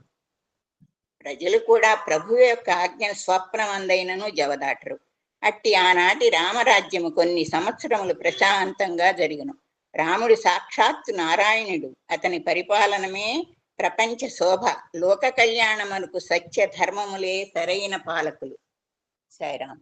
సీతా పరిత్యాగం. దేశములోను నగరములోను చారులు గూఢముగా సంచరించి ప్రతిదినము సాయం సమయమునకు నగరానికి వచ్చి యావత్ వృత్తాంతమును ప్రభువునకు విన్నవించి ఆచారము కలదు. ఏది జరిగినా చెప్పాలి ప్రభువుకి. ఆయా ఆచారులు చెప్పిన వృత్తాంతములను రాజు వినుచుండెను. వారిలో ఒకడొక విధముగా రాజు వద్దకు వచ్చి నమస్కరించి నిలుబడి ఉండెను. కాని ఏ సమాచారం చెప్పక మౌనము ధరించెను. వానిని రాముడు తర్కించినను వాడు పలక ఊరకుండెను. ధైర్యమును అవలంబించిన రామునితో ఇట్లు చెప్పెను: ఓ మహారాజా, నా మాట మన్నింపుము, నన్ను క్షమింపుము. ఒక చాకలి వాడును వాని భార్యయు కలహించిరి. ఓసి, నేను రాముడును కాను, ఇంతకాలము నీ పరుల గృహాలలో నివసించుచుంటివి కనుక నా గృహము నుండి లేచిపోమ్ము అని వాడు భార్యను పొమ్మనెను. ఆ మాట బాణము వలె రాముని హృదయమునకు తగిలేను. ఆ రాత్రి రామునకు నిద్ర లేదు. ఆ విషయమే రామునకు మనసున మెదులుచుండెను. అర్ధరాత్రి వేళ లేచి విచారించుచు, నేను రాజ్యము చేయుచుండ ఒక యుగము గతించెను, ఇంకా కొన్ని సంవత్సరములు రాజ్యము చేయవలను అని కృపాసాగరుడు విచారించుచు, ఆహా, నేను జానకిని విడిచిపెట్టవలను, వేద మార్గాలను నిలబెట్టవలను, జానకిని విడిచిపెట్టవలను, వేద మార్గాలను నిలబెట్టవలను అని నిశ్చయించాను. స్వామి అతడు జానకి వద్దకు వచ్చి సంతోషముతో ముచ్చటించాను. రాముడు చిరునవ్వులు నవ్వి, ఓ జానకి, ఇంతవరకు నీవు నన్నొక్క వరము కూడా అడగలేదు. అయినను నీకొక వరము ఇచ్చేదను. నీ పవిత్ర ధామమునకు పొమ్ము అని చెప్పాను. ఆ క్షణమే జానకి శ్రీవారికి నమస్కరించి సూక్ష్మ రూపమున వైకుంఠమునకు పోయాను. ఆ వృత్తాంతము చరాచర జంతుజాలమునకు తెలియదు. మాయాసీత మాత్రము శ్రీరాముని వద్ద నిలిచి ఉండెను. ఆ మాయసీతను చూచి, ఓ సీత, నీవు వరమును అడుగుము అని రాముడు పలికెను. ఓ నాథ, నాకు ముని ఆశ్రమంలో విహరించవలనని కోరిక కలదు అని ఆమె చెప్పాను. ముని కన్నెలకును ముని పత్నులకును తగిన వస్త్రాద్య అలంకారములను ఆమె మూట కట్టెను. రాముడు తదాస్తు, రేపు ప్రాతకాలమున నీవు ప్రయాణమగుము అని చెప్పాను. ప్రాతకాలముననే రాముడు మేల్కాంచెను. యాజక జనులు శ్రీరాముని గుణగణములను గానము చేయుచుండిరి. శ్రీవారి ముఖ కమలము వికసించెను. భరత లక్ష్మణ శత్రుఘ్నులు రాముని వద్దకు వచ్చి వారి చరణముకు నమస్కరించిరి. అన్నదమ్ములతో అతడు మాట్లాడక ఊరకుండెను. శ్రీరాముని ముఖము వెలవెలబోచుండెను. అతని శరీరము నవకము చెడిపోయెను. అతని ప్రతి అవయవము శంకనుతో దోపించెను, అంటే శంక కనిపిస్తాను. అతని వ్యాకులమునకు కారణము తెలియక వారు ముగ్గురు గడగడ వణికిరి. అతని మనోవ్యాపారము వారికి నగోచరము. శ్రీరాముడు కడకు విచారమును ప్రకటించుతూ నిట్టూర్పులను విడిచి తమ్ములతో ఇట్లు ప్రసంగించెను. ఓ తమ్ములారా, నా మాటను కాదనక జానకిని వనములో విడిచిపెట్టి రండు. ఆ మాటలు వినినంతనే వారు నిశ్చేష్టులైరి. వారి శరీరములు మండెను, వారి హృదయములు దహించిపోయెను. ఈ మాటలు శ్రీరాముడు హాస్యమునకు చెప్పినో లేక నిజముగా చెప్పినో వారికి సందేహము కలిగిన. ఆ ముగ్గురు తమ్ములు వ్యాకులము పొందిరి. శత్రుఘ్నుడు వెక్కి వెక్కి ఏడ్చెను. లక్ష్మణ భరతులు కంటిధారలు కార్చుతూ నిశ్చేష్టులై నిలచిరి. నోటి మాట రాకపోయాను. పెదవులు చేతులు అదిరిపోయాను. కడకు చేతులు జోడించుకొని శత్రుఘ్నుడు రామునితో ఇట్లు విన్నవించెను. శ్రీవారి వచనములు మా హృదయములను ఛేదించెను. జానకి లోకమాత, ఈ సంగతి జనులకు తెలియను. మీరు లోక పితలు, సకల జీవుల హృదయములలో నివసించుచుందురు సచ్చిదానంద పురుషులు. ఏ కారణము చేత జానకిని విడిచిపెట్టుతున్నారు? త్రికణ శుద్ధిగా ఆమె నిత్యానపాయిని కదా.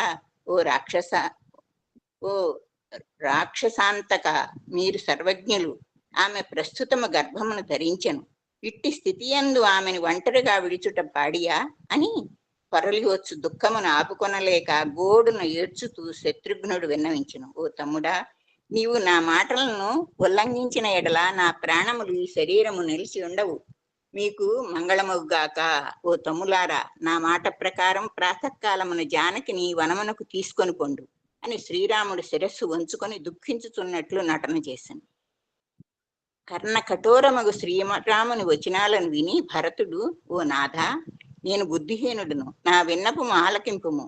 మన సూర్యవంశమునకు లోకములో పేరు ప్రతిష్టలు లోక ప్రసిద్ధము. మీ కీర్తిని వేదములను శేషుడును గానము చేయుచుండును.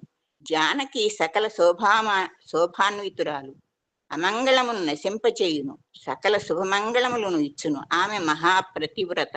ఆమె ఛాయను గ్రహించిన మాత్రముననే స్త్రీలు సద్గతి పొందురు. ఆమె నీడను చూస్తేనే స్త్రీలు సద్గతి పొందుతారంట. అట్టి జానకి మిమ్ములను విడిచి వనములో విహరింపగలుగునా? ఒక్క నిమిషం మిమ్ములను విడిచి ఉండగలదా? జీవించి నీరు లేకుండా మత్స్యములు జీవించగలవా? సకల గుణ సంపన్నురాలు జ్ఞాన స్వరూపిణి జానకి ఒంటరిగా జీవించుట దుర్లభము అని పాపం వాపోయారు తమ్ముళ్ళు. ఈ ప్రకారము భరతుడు చెప్పిన మాటలు విని శ్రీరాముడు తమ్మునితో, ఓయి భరత, నీవు నీతియుక్తమగు మాటలు పలికితివి. రాజు రాజనీతి ప్రకారము ధనమును ధర్మమును కాపాడవలను. అదండి రాజనీతి. ప్రజలు పాలించుటలో వారిని క్షోభ పెట్టకూడదు, అత్యానురాగముతో వారిని రక్షింపవలెనని దూత చెప్పిన మాటలను అతడు తమ్ములకు వ్యక్తపరిచెను. ఓ తమ్ములారా, మన వంశమునకు గొప్ప కళంకము వచ్చెను. మన వంశములో అనేక రాజులు గతించిరి, ఒకరికంటే ఒకరు సుప్రసిద్ధులు. వారి కీర్తి ప్రతిష్టలు లోక విదితం. భూలోకములో వానరులు ఎరుగని వారు లేరు. వారలను ఎరుగని వారు లేరు. వారు ప్రాణములైనను విడిచిపెట్టింది కానీ ఆడిన మాట తప్పలేదు. మన వంశమునకు మచ్చలేదు. ఒకవేళ మచ్చ వచ్చినప్పుడు ప్రాణమును విడిచిపెట్టక ఉండినవాడు నీచుడని తెలుసుకొనుడు అని చెప్పగా, తమ్ముడు, నాథ, మన జానకి లేశమైన కళంకము లేదు. అగ్నిహోత్రము నుండి జానకి వెలువడి వచ్చింది. జానకి మచ్చగలదని దేవతలు గాని మునులు గాని స్వప్నమందైనను చెప్పరు. ఈ విషయము తెలియక జానకి పాపాత్మురాలను తలించిన వారు రౌరవాది నరకములలో కోట్ల కొలది కల్పాంతముల వరకు బాధలు అనుభవింతురు అని భరతుడు కొంత ఆవేశపూరితములైన మాటలు ఆడినంతనే శ్రీరామును రౌద్ర రూపమును కోపారుణ నేత్రాంతములను లక్ష్మణుడు చూచి భయపడి కోపం వచ్చేసింది స్వామికి. భరతుని వెనుకకు దూరెను. ఓ లక్ష్మణ, విచారమును మూర్ఘత్వమును విడిచిపెట్టి లోకులు పలికిన మంచి చెడులను గ్రహింపుము. నా ఆజ్ఞ ఉల్లంఘించి ప్రత్యుత్తరం ఇచ్చిన ఎడల ఆజన్మాంతము విచారింపవలసి ఉండును. జానకిని రథముపై కూర్చుండబెట్టుకుని గంగానదీ తీరమును విడిచిపెట్టిరమ్ము. సాంద్రారణ్యములో నిర్జన ప్రదేశములు ఆమెను దిగబెట్టుము. శ్రీవారి మాటలు విని లక్ష్మణుడు నిరాశ చేసుకుని మృత్యువునకు సిద్ధపడి ప్రయాణమయ్యను. భోజన పదార్థాలను వస్త్రాలను తీసుకొని రథముపై జానకిని కూర్చుండబెట్టి లక్ష్మణుడు వెడలేను తీసుకెళ్తున్నాడు. శ్రీరాముని ధర్మపత్ని అత్యుత్సాహముతో ప్రయాణమయ్యను. లక్ష్మణమూర్తి ముఖము చిన్నబోయి ఉండుట చూచి సీత మనసు వ్యాకులమయ్యను. ఆమె ముఖము నుండి ఒక మాటైనను వెడలేదు. మణిని నష్టపడిన సర్పము వలె ఆమె లోలోన అణుచుకొను. వారు గంగా తీరమునకు వచ్చిరి. ఆ కారడవిని చూచి వారు భయపడిరి. లక్ష్మణుడు భయపడుట చూచి సీత వెలవెలబోయెను. సీతకు తాను మాయసీతనని తెలిసియు లోకమునకై ఆమె నటన చేయుట మొదలుపెట్టెను. ఓ లక్ష్మణ, ఇచ్చట మునియాశ్రములేవియు కనపడకున్నవే, ఎచ్చటికి నన్ను తీసుకొని పోయేదవు? ఈ అడవిలో నానావిధ క్రూర మృగాలు, సర్పములు మొదలగున విచ్చలవిడిగా సంచరించుచున్నవి గదా. ఈ ప్రదేశంలో జనసంచారమైనను కనిపించటలేదు లక్ష్మణ, నాకు భయమగుచున్నది అని అమ్మ అంది సీతాదేవి. ఈ ప్రకారం సీత విలపించెను. లక్ష్మణుని మనసు జాలిపడెను. ఓ రామచంద్ర, ఎంత పనిచేసేదివి అని లోలోన స్మరించి సీతను చూచి ధైర్యమును అవలంబించి దాహముచే నా ప్రాణములు వెడలుచున్నవి అని ఎంతో బాధపడెను. అతని మనస్సంకటమును చూచి సీత చాలా కంగారు పడింది.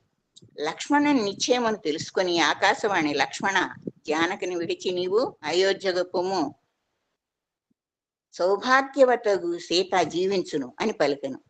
ఆకాశవాణి చెప్పిందంటండి. ఆ మాటలు విన్నందున అతనికి ధైర్యము వచ్చెను. అతడు చేతులు జోడించుకొని సీతకు నమస్కరించి దుఃఖపడి, తల్లి, నేనేమి చేతు? శ్రీరాముని ఆజ్ఞ జవదాటలేకపోతున్నాను.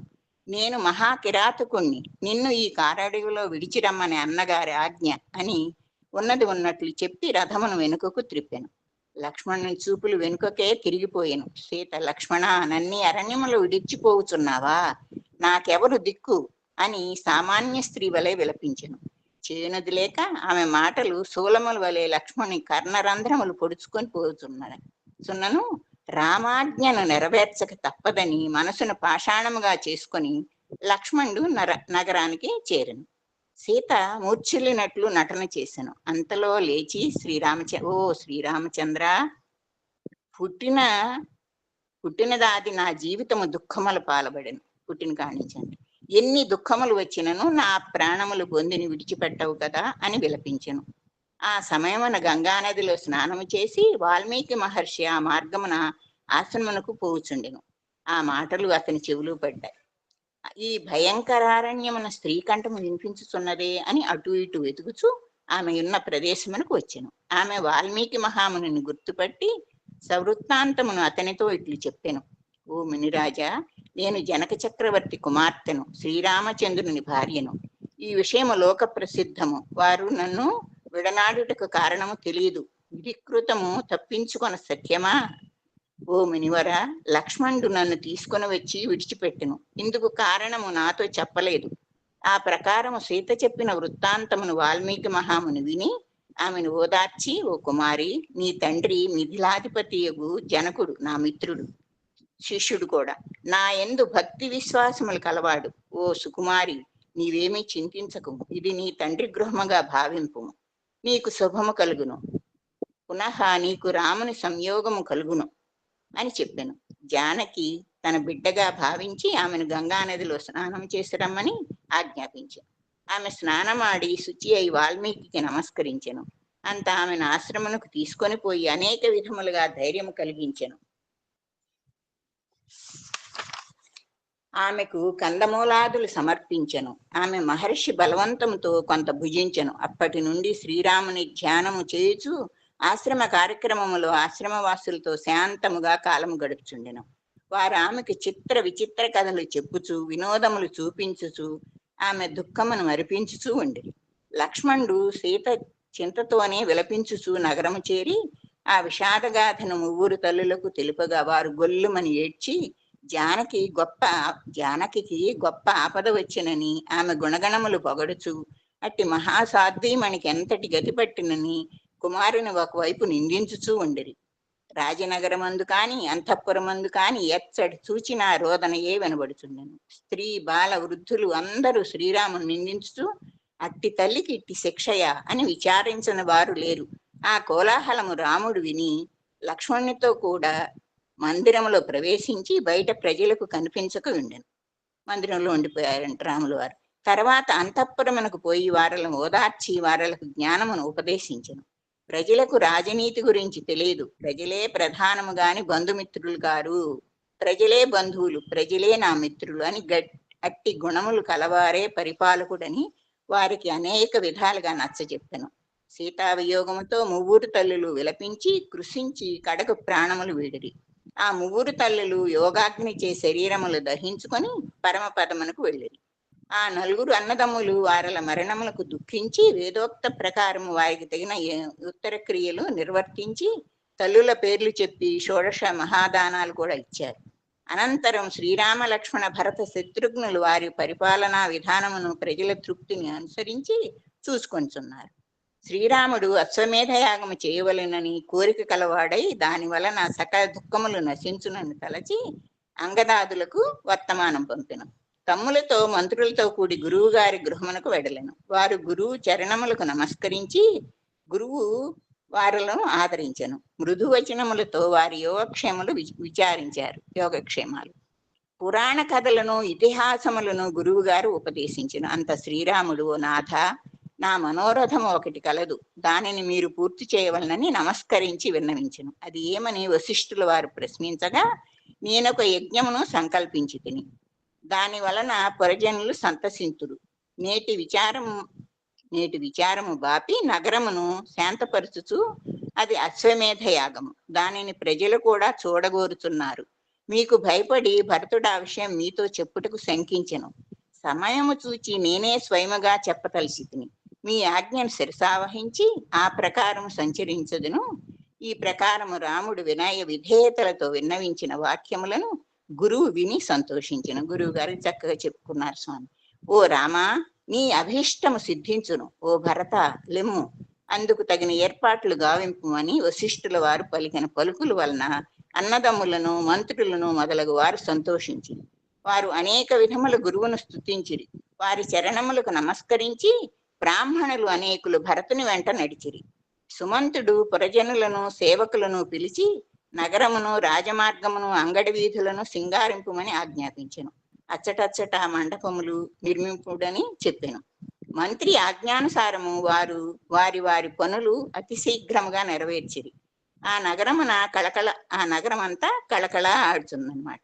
సేవకులు మంత్రులు రాముని దగ్గరకు వచ్చి, మీ ఆజ్ఞ ప్రకారము మునీశ్వర్లకు వర్తమానము పంపితిమాన్రి. అతడు వార్తను గురువు గారికి తెలిపాను. ఓ రామ, జనక చక్రవర్తికి వర్తమానము పంపుము. వారు నీ యజ్ఞమునకు కుటుంబ సమేతముగా దయచేయగలరు అని మృదుమధురంగా వశిష్ఠుడు వారు తెలిపారు. ఓ రామ, మునీశ్వర్లకు, బ్రాహ్మణులకు, మహర్షులకు శుభలేఖలు వ్రాయము అని పలికాను. శ్రీరాముడు గురువు గారితో కూడా అయోధ్య నగరమునకు చూచుటకు బయలుదేరను. ఇరువురు అయోధ్య నగర శృంగారమును చూచి సంతోషించిరి. అంతలో సేవకులు దేశములు పోయి ఆయా దేశాధిపతులకు శ్రీవారి శుభలేఖలు అందించి అందజేశారు. ఒక సేవకుడు మిథిలాపురమునకు వెళ్ళెను. జాంబవంతుడు, అంగదుడు, సుగ్రీవుడు, విభీషణుడు, నలుడు, నీలుడు మొదలగు వానర పుంగవులు విజయము చేసిరి. మునీశ్వర పుంగవులు గుంపులు గుంపులుగా నగరమునకు వచ్చారు. వారలను యథాన్యాయముగా సత్కరించి ఆదరించి వారికి తగిన బస్సులు ఏర్పాటు చేశారు. విశ్వామిత్రుడు వచ్చెను. రాముడు వారిని ఆదరించి సత్కరించెను. అగస్త్యుడు కూడా వచ్చెను. వారలకు తగిన వసతులు ఏర్పరిచి ఉంచారు. దేదీప్యమానంగా వెలుగుచుండిన యజ్ఞశాలను చూచి వారు ప్రసన్నులయ్యారు. మిథిలాపురమునకు పోయి ఉండిన సేవకుని చూచి ఆ నగరవాసులు సంతోషపడ్డారు.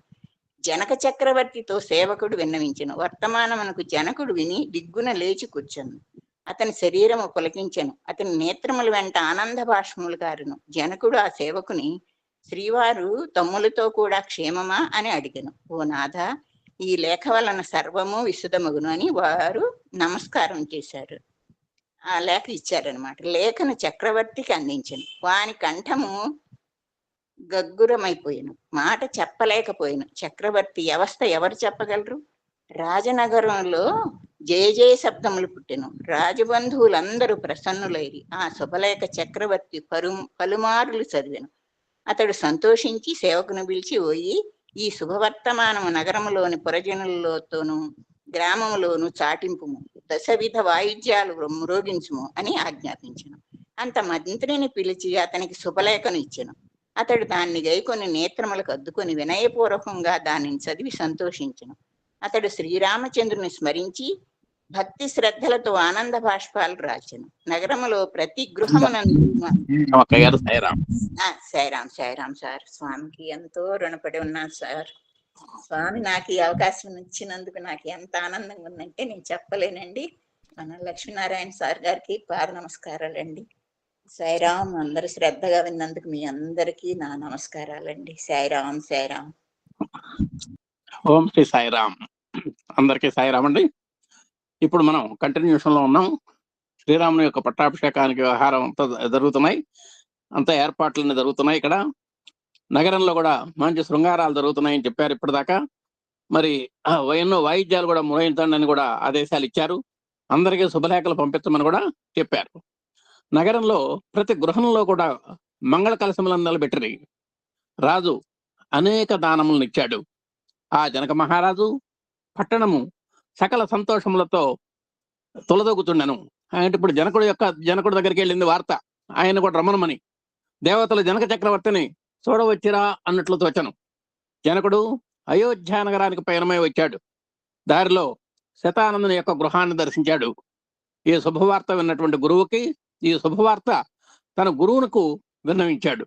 అతను కూడా పరమానందాన్ని పొంది చతురంగ బల సమేతుడవై శీఘ్రంగా అయోధ్యకు చేరుకుమ్ము అని దీవించాడు. నగరాన్ని కాపాడటం కోసం యోధులను నియమించారు.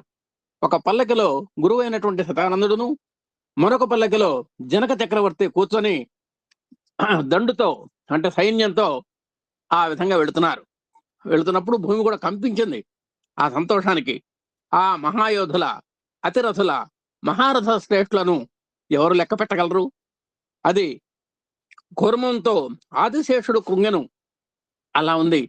ఈ ప్రకారము జనక చక్రవర్తి మునులతో ప్రయాణం సాగించి 2 దినముల్లో అయోధ్యానగరమును సమీపించను. శ్రీవారు చక్రవర్తి ఆగమనమును, శ్రీవారు అంటే శ్రీరామచంద్రమూర్తి, చక్రవర్తి యొక్క ఆగమనాన్ని విని వారికి ఎదురుగా వెళ్ళారు. వారు పరస్పర అనురాగములతో కలిశారు.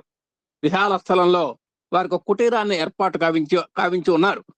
అది అతి సుందరంగా సరయూ నదీ తీరంలో చక్కని వనంలో స్వర్గ భవనంలాగా ఉన్నదన్నమాట. అది ఇతర దేశాధీశులకు సత్కరించుటకు 3 తమ్ములను నియోగించాను.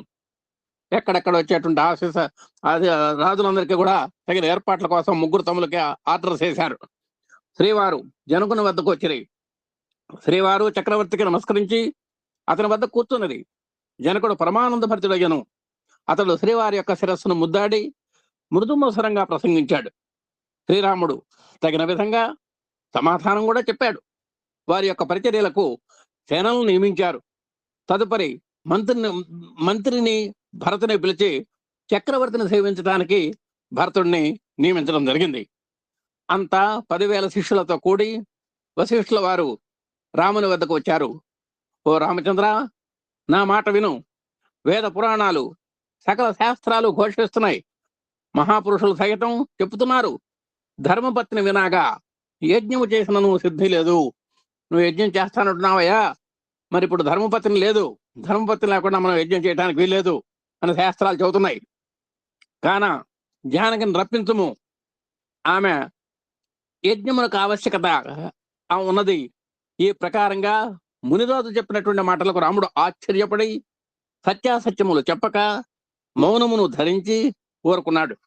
ఓ మునిరాజా, నా ప్రతిజ్ఞకు భంగము కలగకుండా, నా కులమునకు అప్రతిష్ట రాకుండా మీరు ఈ కార్యక్రమాన్ని నిర్వహించాలి. నేను 2వ వివాహం చేసుకొనను. జానకిని రప్పించడం వల్ల అప్రతిష్ట వస్తుంది. ఆ ప్రకారం శ్రీరాముడు విన్నవించాడు. ఆమెను రప్పించడానికి అవకాశం లేదు, మనం న్యాయాన్ని తప్పడానికి వెళ్ళలేదు. మీరేం చేస్తారో చేయండి, యాగం చేయాల్సిందే అన్నారు. అప్పుడు వశిష్ఠుల వారు గొప్ప గొప్ప ఋషులను పరికించి సంప్రదించారు. జానకిని రప్పించక తప్పదని అందరూ పట్టుబట్టరి. ఎలాగైనా సరే ధర్మపతిని ఉండాల్సిందే అన్నారు. ధర్మపత్ని ఎక్కడుంది? వనవాసంలో ఉంది. ఎట్లా అయితే సర్వధర్మప్రాయణుడు, సర్వదేవతా స్వరూపుడు, సకల శాస్త్ర పారంగతుడు అయినటువంటి ఆ శ్రీరామచంద్రమూర్తి కొంత యోచించి రత్న స్థగితమైనటువంటి బంగారు సీతను నిర్మించవచ్చును. సర్వశాస్త్రాలు దీన్ని అంగీకరిస్తున్నాయి. ఇందుకు ఎట్టి అభ్యంతరం ఉండకూడదు అని గట్టిగా చెప్పారు. అందుకు మునులు, గురువులు, సర్వజ్ఞులైనటువంటి వారందరూ కూడా కాదనలేకపోయారు. దీని రాజుగారి సలహా ఇది. పైగా రాముడు సకల ధర్మ సార స్వరూపుడు, అతన్ని వంచగలవాడు అని వారిలో వారు ఆశ్చర్యపడి అందుకు సమ్మతించరు. నిజంగా ఆయన మనం వంచడం మనకు కుదరదు. ఒక దినంలో సువర్ణ సీతను చేయించి, రాజుగారు తలుచుకుంటే దెబ్బలు కొదవండి, 24 గంటల్లో సువర్ణ సీత రెడీ అయింది. ఒక్క దినంలో సువర్ణ సీతను చేయించి సర్వాభరణాలతో అలంకరించారు. ఆ రూపమును చూచి వచ్చిన వారందరూ కూడా నిజమైనటువంటి సీతగా భ్రమించారు. జానకియే ఆ ప్రతిమను చూసినటువంటి ఆశ్చర్యపడుతుందేమో అన్నంతగా వేణోళ్ల కొనియాడారు. సువర్ణ సింహాసనం మీద వ్యాఘ్రాజనము అంటే పులి చర్మాన్ని వేసుకొని శ్రీరాముడు దానిపై కూర్చున్నాడు. ప్రక్కనే బంగారు సీతను ఉంచారు. అందరూ ఆ దృశ్యాలను చూచి సాక్షాత్ సీతయ్యే వచ్చిందని ఆశ్చర్యపడ్డారు. సభ అంతా కూడా నమస్కరించారు. వశిష్ఠుల వారు జన బాహుళ్యాన్ని చూచి సేవకులను పిలిచి, ఓ ఈ సేవకులారా, మీరు ఈ జనులను యథావిధముగా సత్కరించండి. వారు కోరినటువంటి పదార్థాలను వారికి ఇచ్చి వారిని తృప్తిపరచండి అని ఆజ్ఞాపించారు. చూడండి, యావత్ జనానికి కూడా వారికి ఏం కావాలంటే అవి, కాఫీలు కావాలంటే కాఫీలు, టిఫిన్లు కావాలంటే టిఫిన్లు అరేంజ్మెంట్ చేయమన్నారు. గురువాజ్ఞ ప్రకారం సేవకులు శ్రీ రామాజ్ఞను గైకొని అనేక వసతిగృహాలు నిర్మించి వారి వారి మర్యాదల ప్రకారము సభికులకు ఉచితాసనములపై భరతుడు కూర్చుండబెట్టను. వారి వారి భాగ్యాన్ని, వారి వారి యొక్క అదృష్టాన్ని వారే కొనియాడినటువంటి 5,000 మహాయోధులు, 5,000 వేదాధ్యయన సంపన్నులను యజ్ఞమును పరీక్షించుండ్రి. అంతమంది వచ్చారు ఆ యాగానికి. మాఘశుద్ధ విధి నాడు శ్రీరాముడు యజ్ఞం చేయడానికి ఆరంభించాడు. ఆ దినమున అతడు యజ్ఞ దీక్షలో ప్రవేశించాడు. ఓ రాజా, యజ్ఞ పశువు తెప్పించండి. వేదంలో చెప్పబడినటువంటి లక్షణములు దానికి కలవో లేవో తోడవలేను అని వశిష్ఠుల వాళ్ళు పలికారు. గురువాజ్ఞను పొంది లక్ష్మణుడు సంతోషించి వారి చరణములకు నమస్కరించి అత్యుత్సాహంతో అశ్వశాలకు వెళ్ళి యజ్ఞ పశువును అంటే ఒక అశ్వాన్ని సింగారించుకొని తీసుకొచ్చారు. దాని వీపునకు రత్నస్థగితమైనటువంటి జీనును పెట్టారు. నల్లని చెవులను శ్వేతవర్ణములు కలిగినటువంటి ఆ గుర్రాన్ని చూసి సూర్యుని యొక్క గుర్రం కూడా సైతం చాలా సిగ్గుపడింది. అయ్యో, నాకంటే అదే అందంగా ఉంది అని. ఆ గుర్రాన్ని స్వయంగా మన్మధుడు సింగారించినట్లు కనబడాను. మన్మధుడు అంటే మంచి అందానికి మునగాడు ఆయన కూడా మోహించేంత అందంగా ఉంది ఇప్పుడు మన అశ్వం, యాగ అశ్వం. దాని యొక్క శోభను వర్ణించడానికి శక్యం కాదు. సాక్షాత్ సూర్యనారాయణమూర్తి రూపాన్ని ధరించి వచ్చినట్లు ఆ అశ్వం ప్రకాశిస్తోంది. నీల మాణిక్యాలతో కూడినటువంటి నెమలి పింఛాన్ని దాన్ని శిరస్సును పెట్టారు. అంతరిక్షంలో నక్షత్రాల్లాగా ఆ పింఛము తళతళ మెరుస్తోంది. చేతులైనటువంటి ఆ సేవకులు దాన్ని వెంట నడుస్తున్నారు. మెరుపువలె ప్రకాశిస్తున్నటువంటి ఆ పట్టుత్రాడును దాన్ని మెడకు తగిలించి 7,000 మహాయోధులు, రణవీరులు, సూర్యులు అశ్వంపై నెక్కి లక్ష్మణునితో కూడా శ్రీరాముని యొక్క వద్దకు వచ్చారు. ఆ విధంగా యాగాశ్వాన్ని సిద్ధం చేశారు. దిగ్విజయం నిమిత్తం విశ్వామిత్రుడు చెప్పినటువంటి ప్రకారం శ్రీరాముడు దాన్ని పూజించాడు. షోడశ మహాదానాలు చేశారు. అభిషేకం చేసి సువర్ణ పట్టాన్ని వ్రాశారు. అందులో ఈ విధంగా ఉన్నది: అయోధ్య నగరమున ఒక వీరుడు కలడు. అతడు శత్రు సంహారకుడు. అతన్ని చూచి దేవేంద్రుడు సైతము భయపడను. ఈ గుర్రము అతని యొక్క యజ్ఞ పశువు. బలవంతులు దాన్ని పట్టుకొనడు, లేక ఆ వీరునకు మీరు పన్ను చెల్లింపుడు కాదేని వనమునకు పొండు. ఈ ప్రకారము శ్రీరాముడు దాని యొక్క శిలాఫలకం మీద పట్టం మీద వ్రాసి ఆ అశ్వానికి తైలించారండి. అయినా యనవంశోత్తముడైనటువంటి ఆ శ్రీరాముడి దగ్గరికి భార్గవాది మునులు వచ్చారు. లవణాసురుని యొక్క వృత్తాంతాన్ని వారు చెప్పారు. మహామునులు ఆ వృత్తాంతమును విని దుఃఖించారు. శ్రీరాముడు వారి మాటలకు చింతించను. తక్షణము అతడు తన తూణీరమును తెప్పించను, అంటే అమ్ముల పొది అంటారు. అందులో అమోఘమైనటువంటి బాణాలను తీసి శ్రీరాముడు శత్రుఘ్నికి ఇచ్చాడు. పోయి తమ్ముడా, నా యొక్క మంత్రాన్ని చదివి శ్రీరామ రామ రామేతి అనేటువంటి మంత్రాన్ని చదివి శ్రీరాముడు చెబుతున్నాడు అనమాట. నువ్వు యొక్క మంత్రాన్ని చదివి నీవు ఈ బాణాన్ని కనుక ప్రయోగించు, సకల దేశాధిపతులను కూడా జయించి రమ్ము అని ఆశీర్వదించి పంపించాడు. పిమ్మట శ్రీరాముడు విభీషణుడిని పిలిపించాడు. అతడు శ్రీహరిచరణములకు నమస్కరించాడు. ఓ విభీషణ, ఎవడో లవణాసురుడట, ఆ లవణాసురుని యొక్క వృత్తాంతాన్ని వివరంగా చెప్పబోయా అని కోరాడు. అతడు చేతులు జోడించి వివరములు చెబుతున్నట్టుగా ఈ విధంగా చెప్పాడు. విభీషణకు మారుతల్లి కలదు. ఆమెకు ఒక కుమార్తె కూడా ఉన్నది.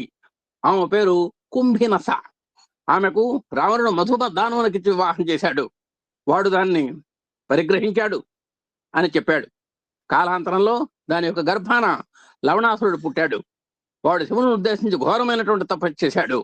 ఓ నాథ, శివుడు వాని యొక్క తపస్సుకు మెచ్చి వానికి ఒక త్రిశూలాన్ని ఇచ్చాడు. ఓయే లవణాసుర, ఈ త్రిశూలం ధరించినటువంటి వాడిని యుద్ధంలో ఓడించడం దుర్లభం అని ఆ శివుడు దాని యొక్క వరప్రభావాన్ని చక్క చెప్పాడు. వాడు నాటి నుండి ఆ బలం వల్ల గర్వితుడై సురాసురుల్ని, నరనాగుల్ని లక్ష్య చేయకుండా విశృంఖలంగా సంచరిస్తున్నాడు. వాడు సకల జీవులను వెన్నంటి తరుముతున్నాడు. వానిచే జయింపబడినటువంటి జీవులు లోకంలో కనబడరు అని ఈ ప్రకారము విభీషణుడు చెప్పినటువంటి వృత్తాంతాన్ని శ్రీరాముడు జాగ్రత్తగా విని నవ్వాడు. రామునికి తెలియనటువంటిది ఏదీ లేదు.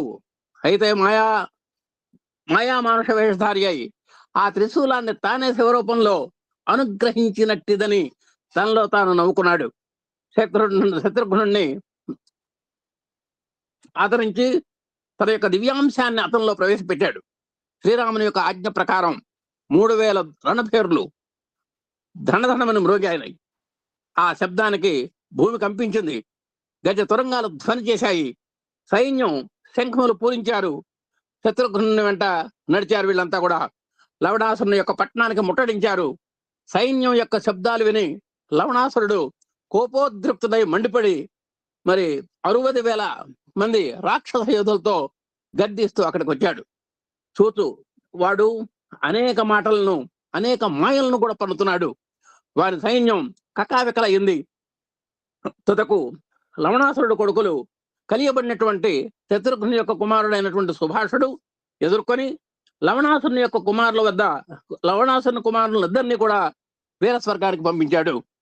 ఆ విధంగా కడకు శత్రుఘ్నుడు రామనామాన్ని గట్టిగా స్మరించి రామ బాణాన్ని సంధించి ప్రయోగించాడు. దానితో వాడు వ్యాకులపడి ప్రాణాలను విడిచిపెట్టాడు. దేవతలు జయజయధ్వానాలు చేసి శత్రుఘ్నుని దీవించారు. ఈ విధంగా లవణాసురుడు యొక్క అంతం జరిగిందండి. అంత శత్రుఘ్నుడు యమునా నదికి నమస్కరించి చతురంగ బలాలతో ఉత్సాహంగా వెళుతున్నాడు. ఈ ప్రకాశంగా వారు నలుదిశలు కుమ్మరిని తిరుగుతున్నారు. వాల్మీకి మహర్షి నివసించేటువంటి ఆశ్రమాన్ని సమీపించారు. ఆ ఆశ్రమంలో జానకీదేవి యొక్క 2 పుత్రులు సూర్యుని వంటి ప్రచండ పరాక్రమవంతులు ఉన్నారు. ఆ పుత్రులు గుర్రాన్ని చూచి దాని యొక్క లలాటంలో ఉంచేటువంటి పత్రాన్ని చదివి దాన్ని బంధించారు. కరకసమును అంటే అమ్ముల పొదినమాట నడుమును కట్టుకొని ధనుర్బాణాలను ధరించి వారు యుద్ధానికి సిద్ధంగా ఉన్నారు. ఆ గుర్రాన్ని సంరక్షించున్నటువంటి సహస్ర వీరులు కుమారుల వద్దకు కూడా వచ్చారు. వృక్షమును బంధింపబడినటువంటి అంటే ఆ వృక్షమును బంధింపబడినటువంటి గుర్రమును చూచి వారు ఆ కుమారులు బాలకులను తెలుసుకొని శాంతించి, ఓ కుమారులారా, మీ తల్లిదండ్రులు ధన్యులు, మీరు ఆ గుర్రాన్ని దయచేసి విడిచిపెట్టి మీ గృహానికి పొండి అన్నారు. ఆ శ్రీరామచంద్రుడికి సంబంధించినటువంటి ఆ యోధులైనటువంటి వీరులంతా కూడా అప్పుడు ఆ లవకుశులు అంటున్నారు, ఓయే వీరులారా, యుద్ధమునకు వచ్చే భిక్షమును అడుగుట ఉచితమా? అట్లు యాచించడం వలన క్షత్రియ కులానికే మొత్తం వస్తుంది కదా అని చాలా పిల్లలు హీనంగా మాట్లాడటం చూసి రక్షక భటులు, ఓ సూర్యులారా, క్షత్రియ కులానికి మత్త తీసుకొని రావటం మంచిది కాదు, జాగ్రత్తగా చూసి మాట్లాడండి అని మరి వీరవచనాలు పలికారు. అందులో పిల్లలు ఫక్కున నవ్వి, అయ్యా, మీ వంటి బలహీనుల్ని గుర్రమును సంరక్షించడానికి పంపినటువంటి వారు ఎంత వీరులో కదా, మీకు బలము లేని ఎడల మీ గృహాలకు పొండి అని కుశలవులు పలికినటువంటి కర్ణ కఠోరమైనటువంటి పలుకులు ఆ యోధులు అయినటువంటి వారంతా కూడా విని మరి బాలురు అని తెలిసి కూడా వారిని ఎదుర్కొన్నారు. లవుడు ధనుస్సును ధరించి ఆడుతూ పాడుతూ ఆ బాణ పరంపరలను ప్రయోగిస్తున్నాడు. ఆ వీరుల యొక్క శరీరాలకి చిల్లులు పొడిచాడు. ఆ వీరులు నేలబడి మూర్ఛిల్లారు. కొందరు పరుగున శత్రుఘ్నుని యొక్కడికి వచ్చి, ఓ మహారాజా, 2 కుమారులు మునిబాలకులు మన గుర్రాన్ని బంధించారు, మన యోధులు అనేకులు సంహరించారు అని మొరపెట్టుకున్నారు. ఆ మాటలకు శత్రుఘ్నుని కోపం వచ్చింది. చతురంగ బల సమేతుడై మోహరించి కుశలోల మీదకి వెళ్ళాడు. అతిరథ శ్రేష్ఠుడైనటువంటి కుమారులను అతడు చూచి చాలా సిగ్గుపడ్డాడు. ఈ పిల్లల యుద్ధం చేసింది అని.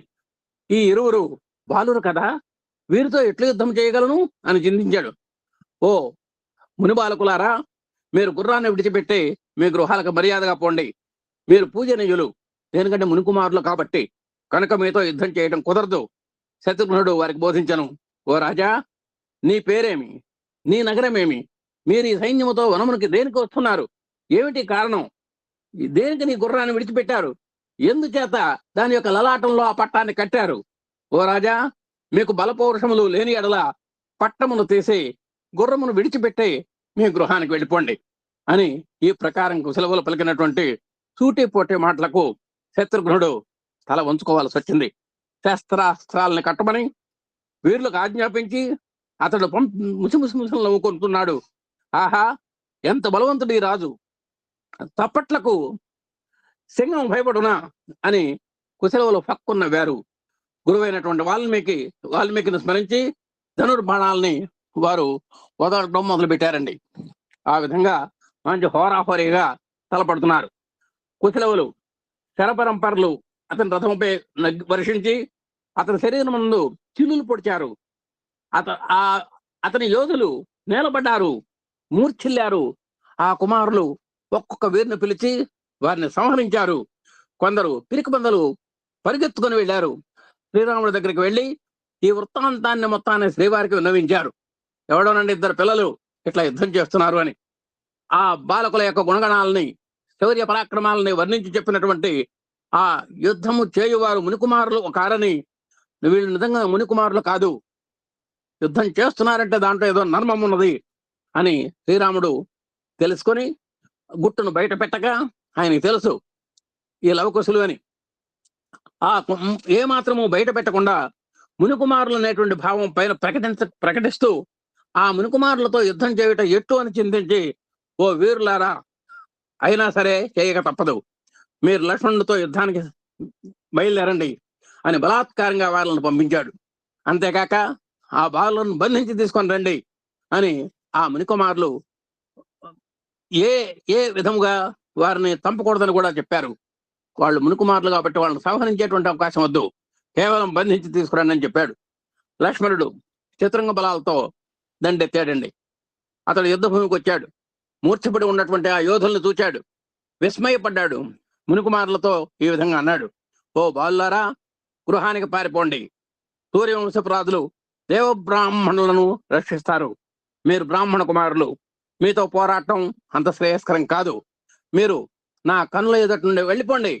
మిమ్మల్ని చూసిన నా శరీరం క్రోధంతో మండిపోతోంది అని లక్ష్మణుడు చెప్పిన మాటలకు ఆ కుశలవులు విని ఫక్కున నవ్వారు. ఓ రణధీరుడా, మీ తమ్ముని దురవస్థ చూసి నీవు గృహానికి వెళ్ళిపో అని ఎదురు మాట మాట్లాడారండి. ఆ మాటలు లక్ష్మణుడు విని మూర్ఛిల్లి ఉండినటువంటి తమ్ముడిని తోచి ధనుస్సును సంధించాడు. ఆ మునికుమారులతో పోరాటం సూర్యకుల ఆచారమునకు విరుద్ధమని లక్ష్మణుడు విచారించి సంతోషించాడు. ఓ బాలులారా, మీకు బుద్ధి లేదు, మీరు కేవలం బాలురు, మీతో పోరాటం వలన లాభం లేదు, కనుక మీరు తోడ్పడి వారికి తీసుకొని వెళ్ళండి అని లక్ష్మణుడు చెప్పుతున్నప్పటికీ అతని మాటలను లక్ష్యం చేయకుండా కుశుడు తీవ్రమైనటువంటి బాణాన్ని ప్రయోగించాడు. ఆ బాణానికి భూమి కంపించింది. ఆ బాణం అంతరిక్షంలో వ్యాపించింది. సూర్యబొమ్మం వెలవెలబోయింది. కుశలవుల యొక్క ప్రతాపాన్ని సహించలేక లక్ష్మణుడు కోపించి వారిని ఏ విధంగా ఎదుర్కోవాల్సి వచ్చింది. అతడు రథమును నిలువబెట్టి నిశ్చింతగా యుద్ధం చేయడానికి ప్రారంభించాడు. ఆ విధంగా కుశలవులు అతని బాణములను ఖండించారు. అన్నదమ్ములు ఇరువురు అతి చమత్కారముగా యుద్ధం చేస్తున్నారు. లక్ష్మణుడు ఒక గదను మహావేగంతో ప్రయోగించాడు. ఆ గద తగిలినందున కుశుడు వ్యాకుల పడ్డాడు. అందుచేత అతడు మూర్ఛిల్లాడు. లవుడు కోపించి ఒత్తుతున్నటువంటి లక్ష్మణుని యొక్క వక్షస్థలంపై ఒక బాణాన్ని ప్రయోగించాడు. ఆ బాణం తగిలినప్పటికీ లక్ష్మణుడు బలవంతుడు కనుక నేల మీద పడలేదు. అనంతరం లక్ష్మణులు మల్ల యుద్ధం చేశారు. వారు పట్టినటువంటి పట్టు విడవకుండా సాటిగా ధీటుగా వాళ్ళు సమానంగా పోరాడారు. అనేక మాయోపాయాల చేత ఒకరినొకరు వృద్దుకున్నారు. ఆ పూర్వ బలాన్ని చూపించి, పూర్ణమైనటువంటి బలాన్ని చూపించి వారు పోరాడారు. అంటే యథాశక్తి ఎంత బలం ఉందో అంత బలం కూడా ప్రయోగించారు. లవుడు లక్ష్మణుడు పిడుగు వంటి గుద్దును. లక్ష్మణుడు శ్రీరామును స్మరించి లవునిపై ఒక బాణాన్ని వదిలిపెట్టాడు. ఆ బాణం తగిలి లవుడు మూర్ఛిల్లాడు. కుశుడు వాల్మీకి సీతను స్మరించి మూర్ఛ నుండి లేచి యుద్ధానికి వెళ్ళాడు. అతడు ధనుర్బాణములను ధరించి ముందుకు వచ్చి లక్ష్మణుడిని చూచి మండిపడ్డాడు. అతను ఒక తీవ్రమైనటువంటి బాణాన్ని సంధించి లక్ష్మణుడి మీద ప్రయోగించాడు. మేఘనాథునిపై ప్రయోగించినటువంటి బాణాలని లక్ష్మణుడు ప్రయోగించినప్పటికీ అవి కుశలవులకు తాడు మాదిరిగా తోచాయి. అంత లక్ష్మణుడు, ఆహా, ఈ ఉపద్రవం సీతా వియోగం వల్ల సంభవించినటువంటిది, నా శరీరాన్ని విడిచిపెట్టిన గాని ఈ దుఃఖం పోదు అని ఆయన దుఃఖించడం మొదలుపెట్టాడు.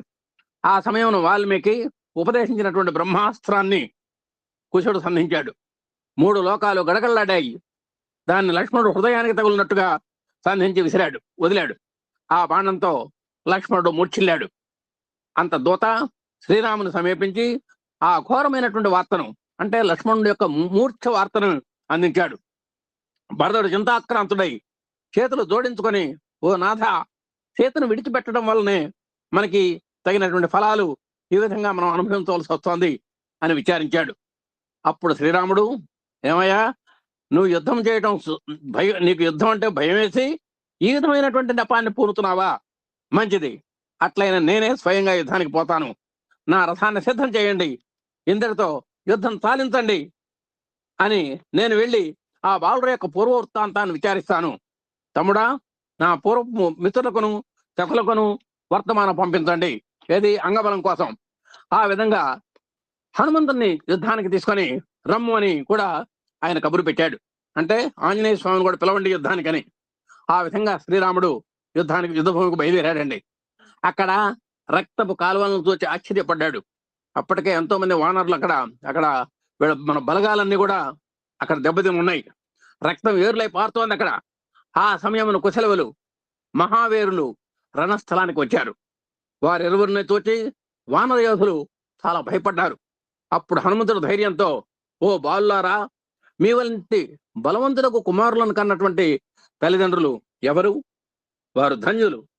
ఈ మాటలను కుశలవులు మండిపడి అతనితో, ఓయి వానరుడా, నీకు శక్తి లేని ఎడల వెనుకకు పొమ్ము, అధిక మాటలు మాట్లాడకము అన్నారు. ఆ మాటలకు భరతుడు పౌరుషాన్ని తెచ్చుకొని, ఓ వీరులారా, శస్త్రాస్త్రాలు ప్రయోగించండి అని ఆజ్ఞాపించాడు. తన యొక్క సైనికులందరినీ కూడా సిద్ధంగా అమ్మన్నాడు. అంత వానరులు వృక్షాలు పర్వతాలు పట్టుకొని విసిరేయటం మొదలుపెట్టారు. లవుడొక బాణాంతో ప్రయోగించి వారిని మొత్తాన్ని కూడా చూర్ణం చేశాడు. కొంతకాలంలోనే దాసుని యొక్క చతురంగ బలాలను విరిగిపడ్డాయి. రక్తం ప్రవహించింది. మహాయోధులందరూ కూడా ప్రాణాలు విడిచారు. కడకు భరతుడిని కూడా మూర్ఛిల్ల చేశారు.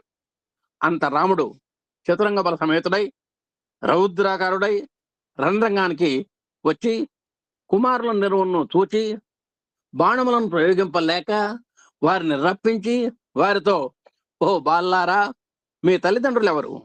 ఎత్తటి నివసిస్తారు మీరు? మీ దేశం పేరేమిటి అని అడిగితే, అప్పుడు, ఓ రాజా, ఈ మాటలకు ప్రయోజనం ఏమిటి? మీ అన్నదమ్ములకు నలుగురికి ఒకే సాంప్రదాయం అన్నటువంటి మాట. ధనుర్బాణాలు సంధించి యుద్ధం చేయండి అని వావి వరుసలాడటానికి పెళ్ళింటి విందు భోజనం కాదు కదా ఇది అని పలికారు. అప్పుడు రాముడు, బాలకులారా, మీ దేహములు అతి కోమలములు, మీ నామములు వంశములు తెలుసుకునే గాని మేము మీతో పోరాడటానికి అవకాశం లేదు అని పలికాను. ఓ రాజా, మా తల్లి జనక చక్రవర్తి యొక్క కూతురైనటువంటి జానకి, వాల్మీకి ముని మా పోషకుడు.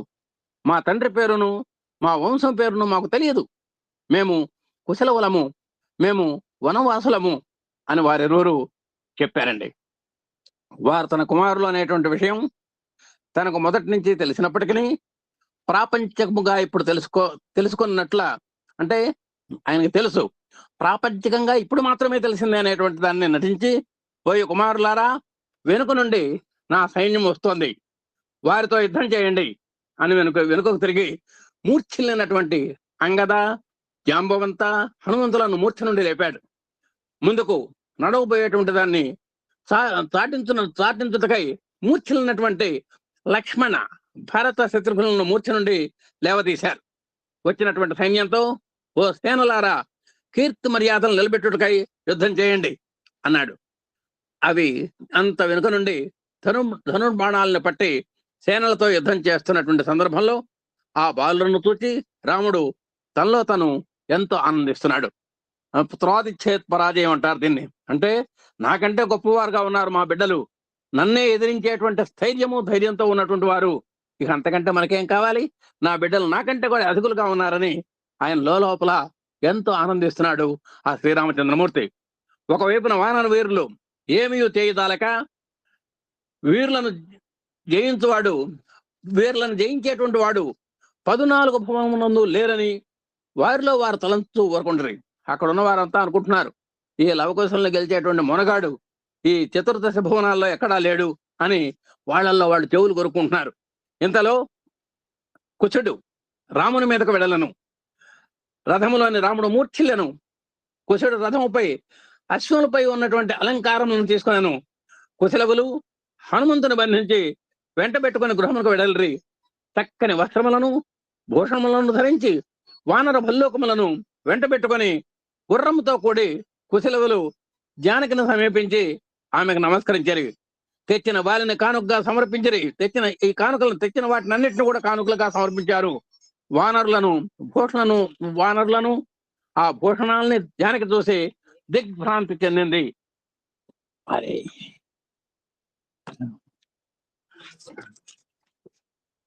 అవతార నాటక సమాప్తము. అంతలో వాల్మీకి మహర్షి చింతాక్రాంతుడై వచ్చాడు. అతని జానకిని జరిగినటువంటి వృత్తాంతమంతా కూడా విన్నవించాడు. అతడు హనుమంత జాంబవంతుల యొక్క బంధన విప్పి, ఓ బాలరారా, ఎంత పని చేశారయ్యా, రామ లక్ష్మణ భరత శత్రువులను పడత్రోసి వచ్చింది కదా అని విచారించను. ఆ మాటలు విని, అయ్యో కుమారులారా, మీ వలన వంశమునికే మచ్చ వచ్చను అని నిదానించక సాగమనమును సిద్ధం చేయము అని నేను ఇక జీవించను అని ఆ సీతాదేవి మొరపెట్టింది.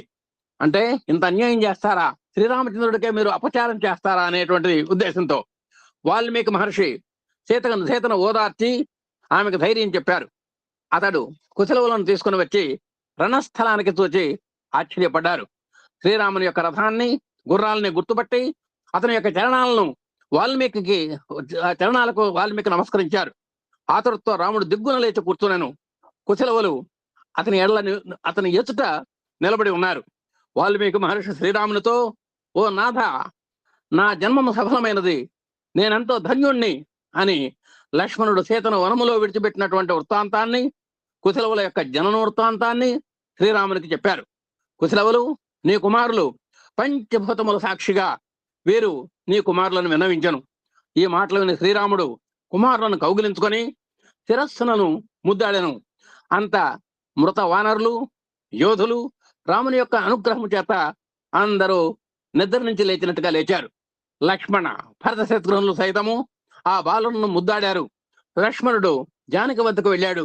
రాముడు లక్ష్మణుని పిలిచి, ఓ తమ్ముడా, నా మాట వినుము, నీవు జానకిని సమీపించి శపథమును గురించి ఆమె ఉద్దేశమును కనుగొనము అని చెప్పారు.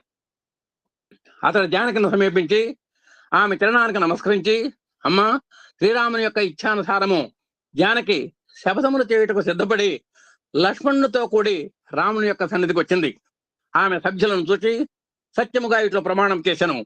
ఓ దేవతలారా, పంచభూతములారా, మనోవాయక్కాయ కర్మల చేత శ్రీరాముని తప్ప మరి యొక్క పురుషుణ్ణి నేను మరింత స్వప్నమునందైనప్పటికీ నేను ధ్యానించి ఉండలేదు. ఓ తల్లి భూమాత, ఓ భూదేవి, నన్ను నీలో కలుపుకో అని జానకి ప్రార్థించి శ్రీరాముని యొక్క పాదాలకు నమస్కరించింది. తక్షణమే ఫటఫటమని భూదేవి మూర్తి భవించి చేతులు తాచి జానకిని ఎత్తుకొని దీవించింది. అమ్మా జానకి, పుట్టినది మొదలు నేటి వరకు నువ్వు దుఃఖపడినటువంటి దినము లేదు. ఎల్లప్పుడూ నీవు కన్నీరు కారుస్తూనే ఉన్నావు.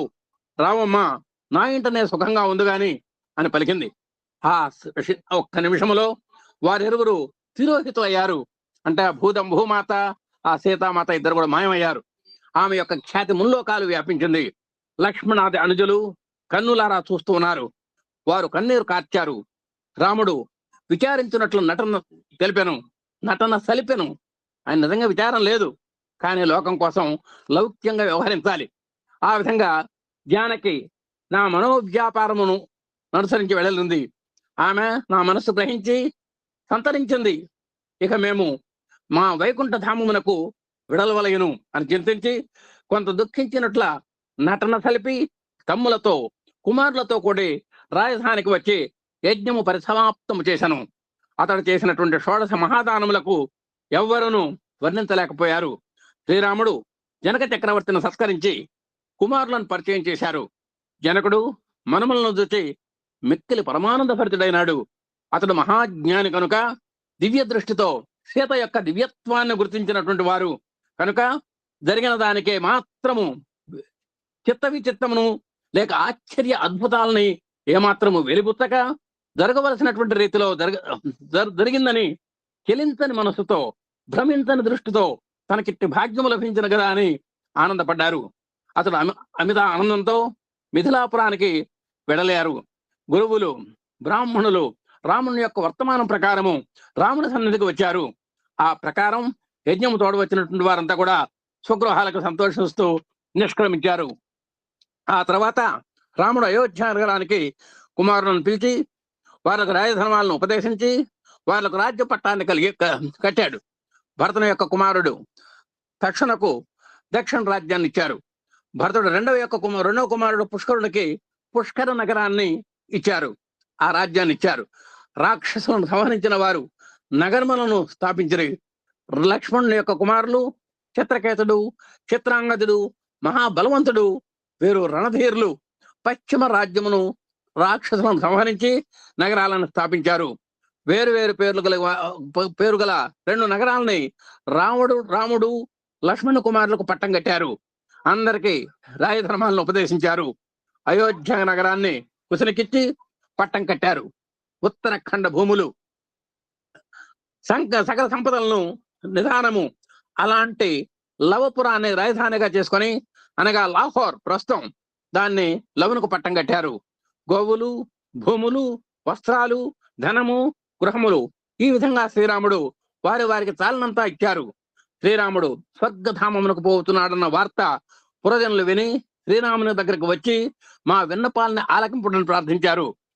ఆ విధంగా మమ్ములను కూడా తమతో మీ లోకానికి తీసుకొని పోండి అని ప్రార్థించారు. శ్రీవారు అందులకు సమ్మతించి వారి అనురాగానికి ప్రభుభక్తిగా మిక్కులు సంతసించారు. కిష్కింధ రాజ్యాన్ని అంగదనికి ఇప్పించారు. సుగ్రీవుడు, జాంబవంతుని, విభీషణుడు, నలుడు, ఈ మొదలైనటువంటి దేవతాంశ సంభూతులు వీళ్ళంతా కూడా కోట్ల కొలది వానరులు ఆ సమయములకు శ్రీరాముని దగ్గరకు వచ్చారు. వారందరిని పిలిచి, విభీషణ, నీవు లంకారాజ్యాన్ని పరిపాలించు, అంతమున నీవు నా సన్నిధి లభిస్తుంది నీకు అని దీవించారు. ఓ జాంబవంత, ద్వాపర యుగాంతం వరకు నీవు భూలోకంలో ఉండాలి. అప్పుడు నేను శ్రీకృష్ణావతారంలో వచ్చి నీతో పోరాడతాను. అప్పుడు నీవు నన్ను గుర్తిస్తావు అని దీవించారు. తర్వాత లక్ష్మణుడు పురజనులతో స్వయంగా సరయూ నదీ తీరానికి వచ్చి చేరాడు. రాముని యొక్క దక్షిణము వైపున భరతుడును, వామమున అంటే ఎడమ వైపున శత్రుఘ్నుడును, వారి వెనుక మంత్రులు, పురజనులు క్రమంగా నడిచారు. భరతుడు శ్రీవారిలో లీనమయ్యారు. శత్రుఘ్నుడు బలములను స్పర్శించి పద్మములో ప్రకాశించారు. ఆ విధంగా అందరూ కూడా లీనమయ్యారు. శ్రీరాముడి పుణ్యభూమికి వచ్చిన వాడును, పవిత్రమైనటువంటి సరయూ నదిలో స్నానము చేసిన వాడును నన్ను చేరగలరని ఆశీర్వదించారు. ఈ విధంగా మనకు ఆ రామాయణం పూర్తయిందండి. ఇక చివరి వాక్యాలు 1-2 మాట్లాడుకొని మనం దీనికి ముగింపు పలుకుదాం. ఒక్క నిమిషం అండి. ఆ విధంగా చూడండి. శ్రీ రామాయణమాది కావ్యం ఋషీణాం వాల్మీకి నిర్మితాం వేదాంతార్థ విచారదై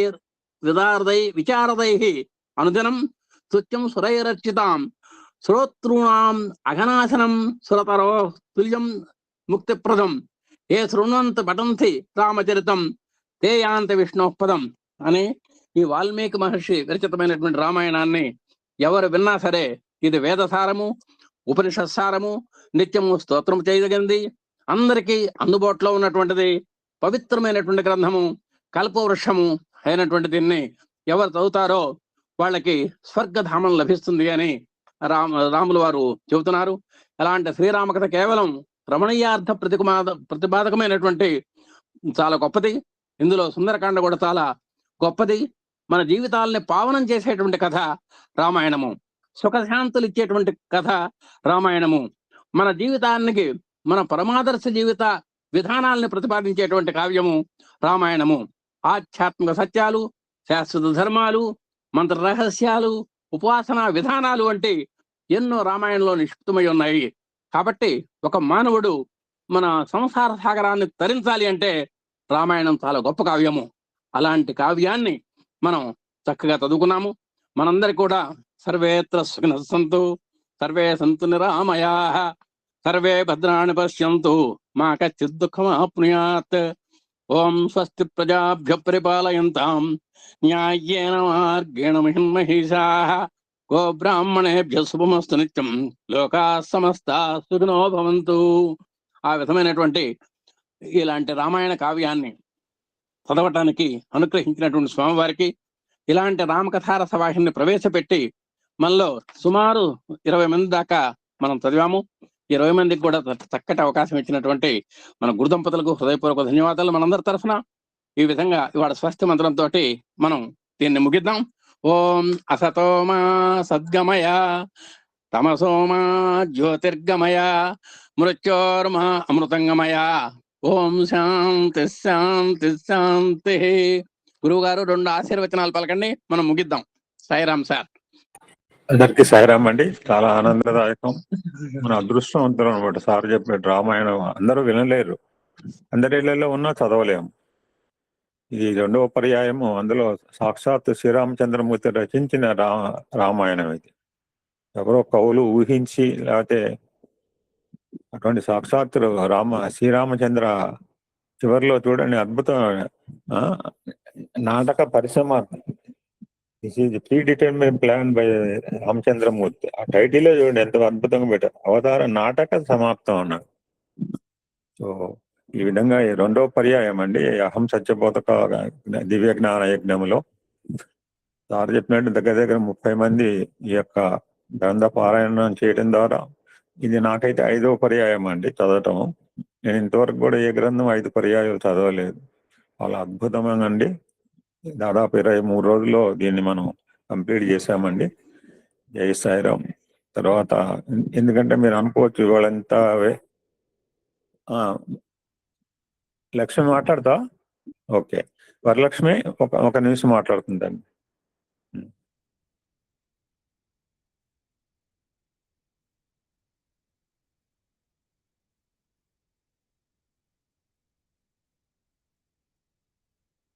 నీ నామా రూపములకు నిత్య జయ మంగళం. పవమాన సుతుడు పాటు పాదార విందములకు నీ నామా రూపములకు నిత్య జయ మంగళం. ప్రహ్లాద నారదాది భక్తులు పొగడుచుండు నీ నామ రూపములకు నిత్య జయ మంగళం. రాజీవానయన త్యాగరాజాది వినుతమైన నీ నామ రూపములకు నిత్య జయ మంగళం. మంగళం కోసలేంద్రాయ మహనీయ గుణాత్మనే చక్రవర్తి తనూజాయ సార్వభౌమాయ మంగళం.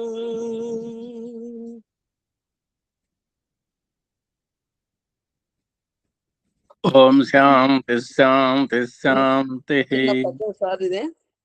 ఇది వశిష్ఠుల వారు రామ పట్టాభిషేకం సమయంలో చెప్పారు. సర్వమంగళ గుణ సంపూర్ణుడగు నిన్ను నరుడు దేవుని గాగనరయుగాత.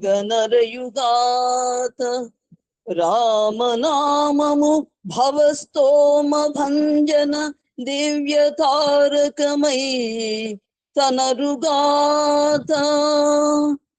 10 కొంపలును లేని పల్లెనైనను రామ భజన మందిరముండు వరలుగాత. కౌలెల్ల నీ దివ్య కథనెల్ల రీతుల గొనియాడి ముక్తి గై కొండ్రుగాత. ఎట్టి వ్రాతయు శ్రీరామ చుట్టవడక వ్రాజవడకుండుగావుత. రామవాక్యమమనిన తిరుగనిదని అర్థమగునుగాత. రమ్య గుణధామ రఘురామ రామ రామ. జై శ్రీరామ్, జై శ్రీరామ్, జై శ్రీరామ్.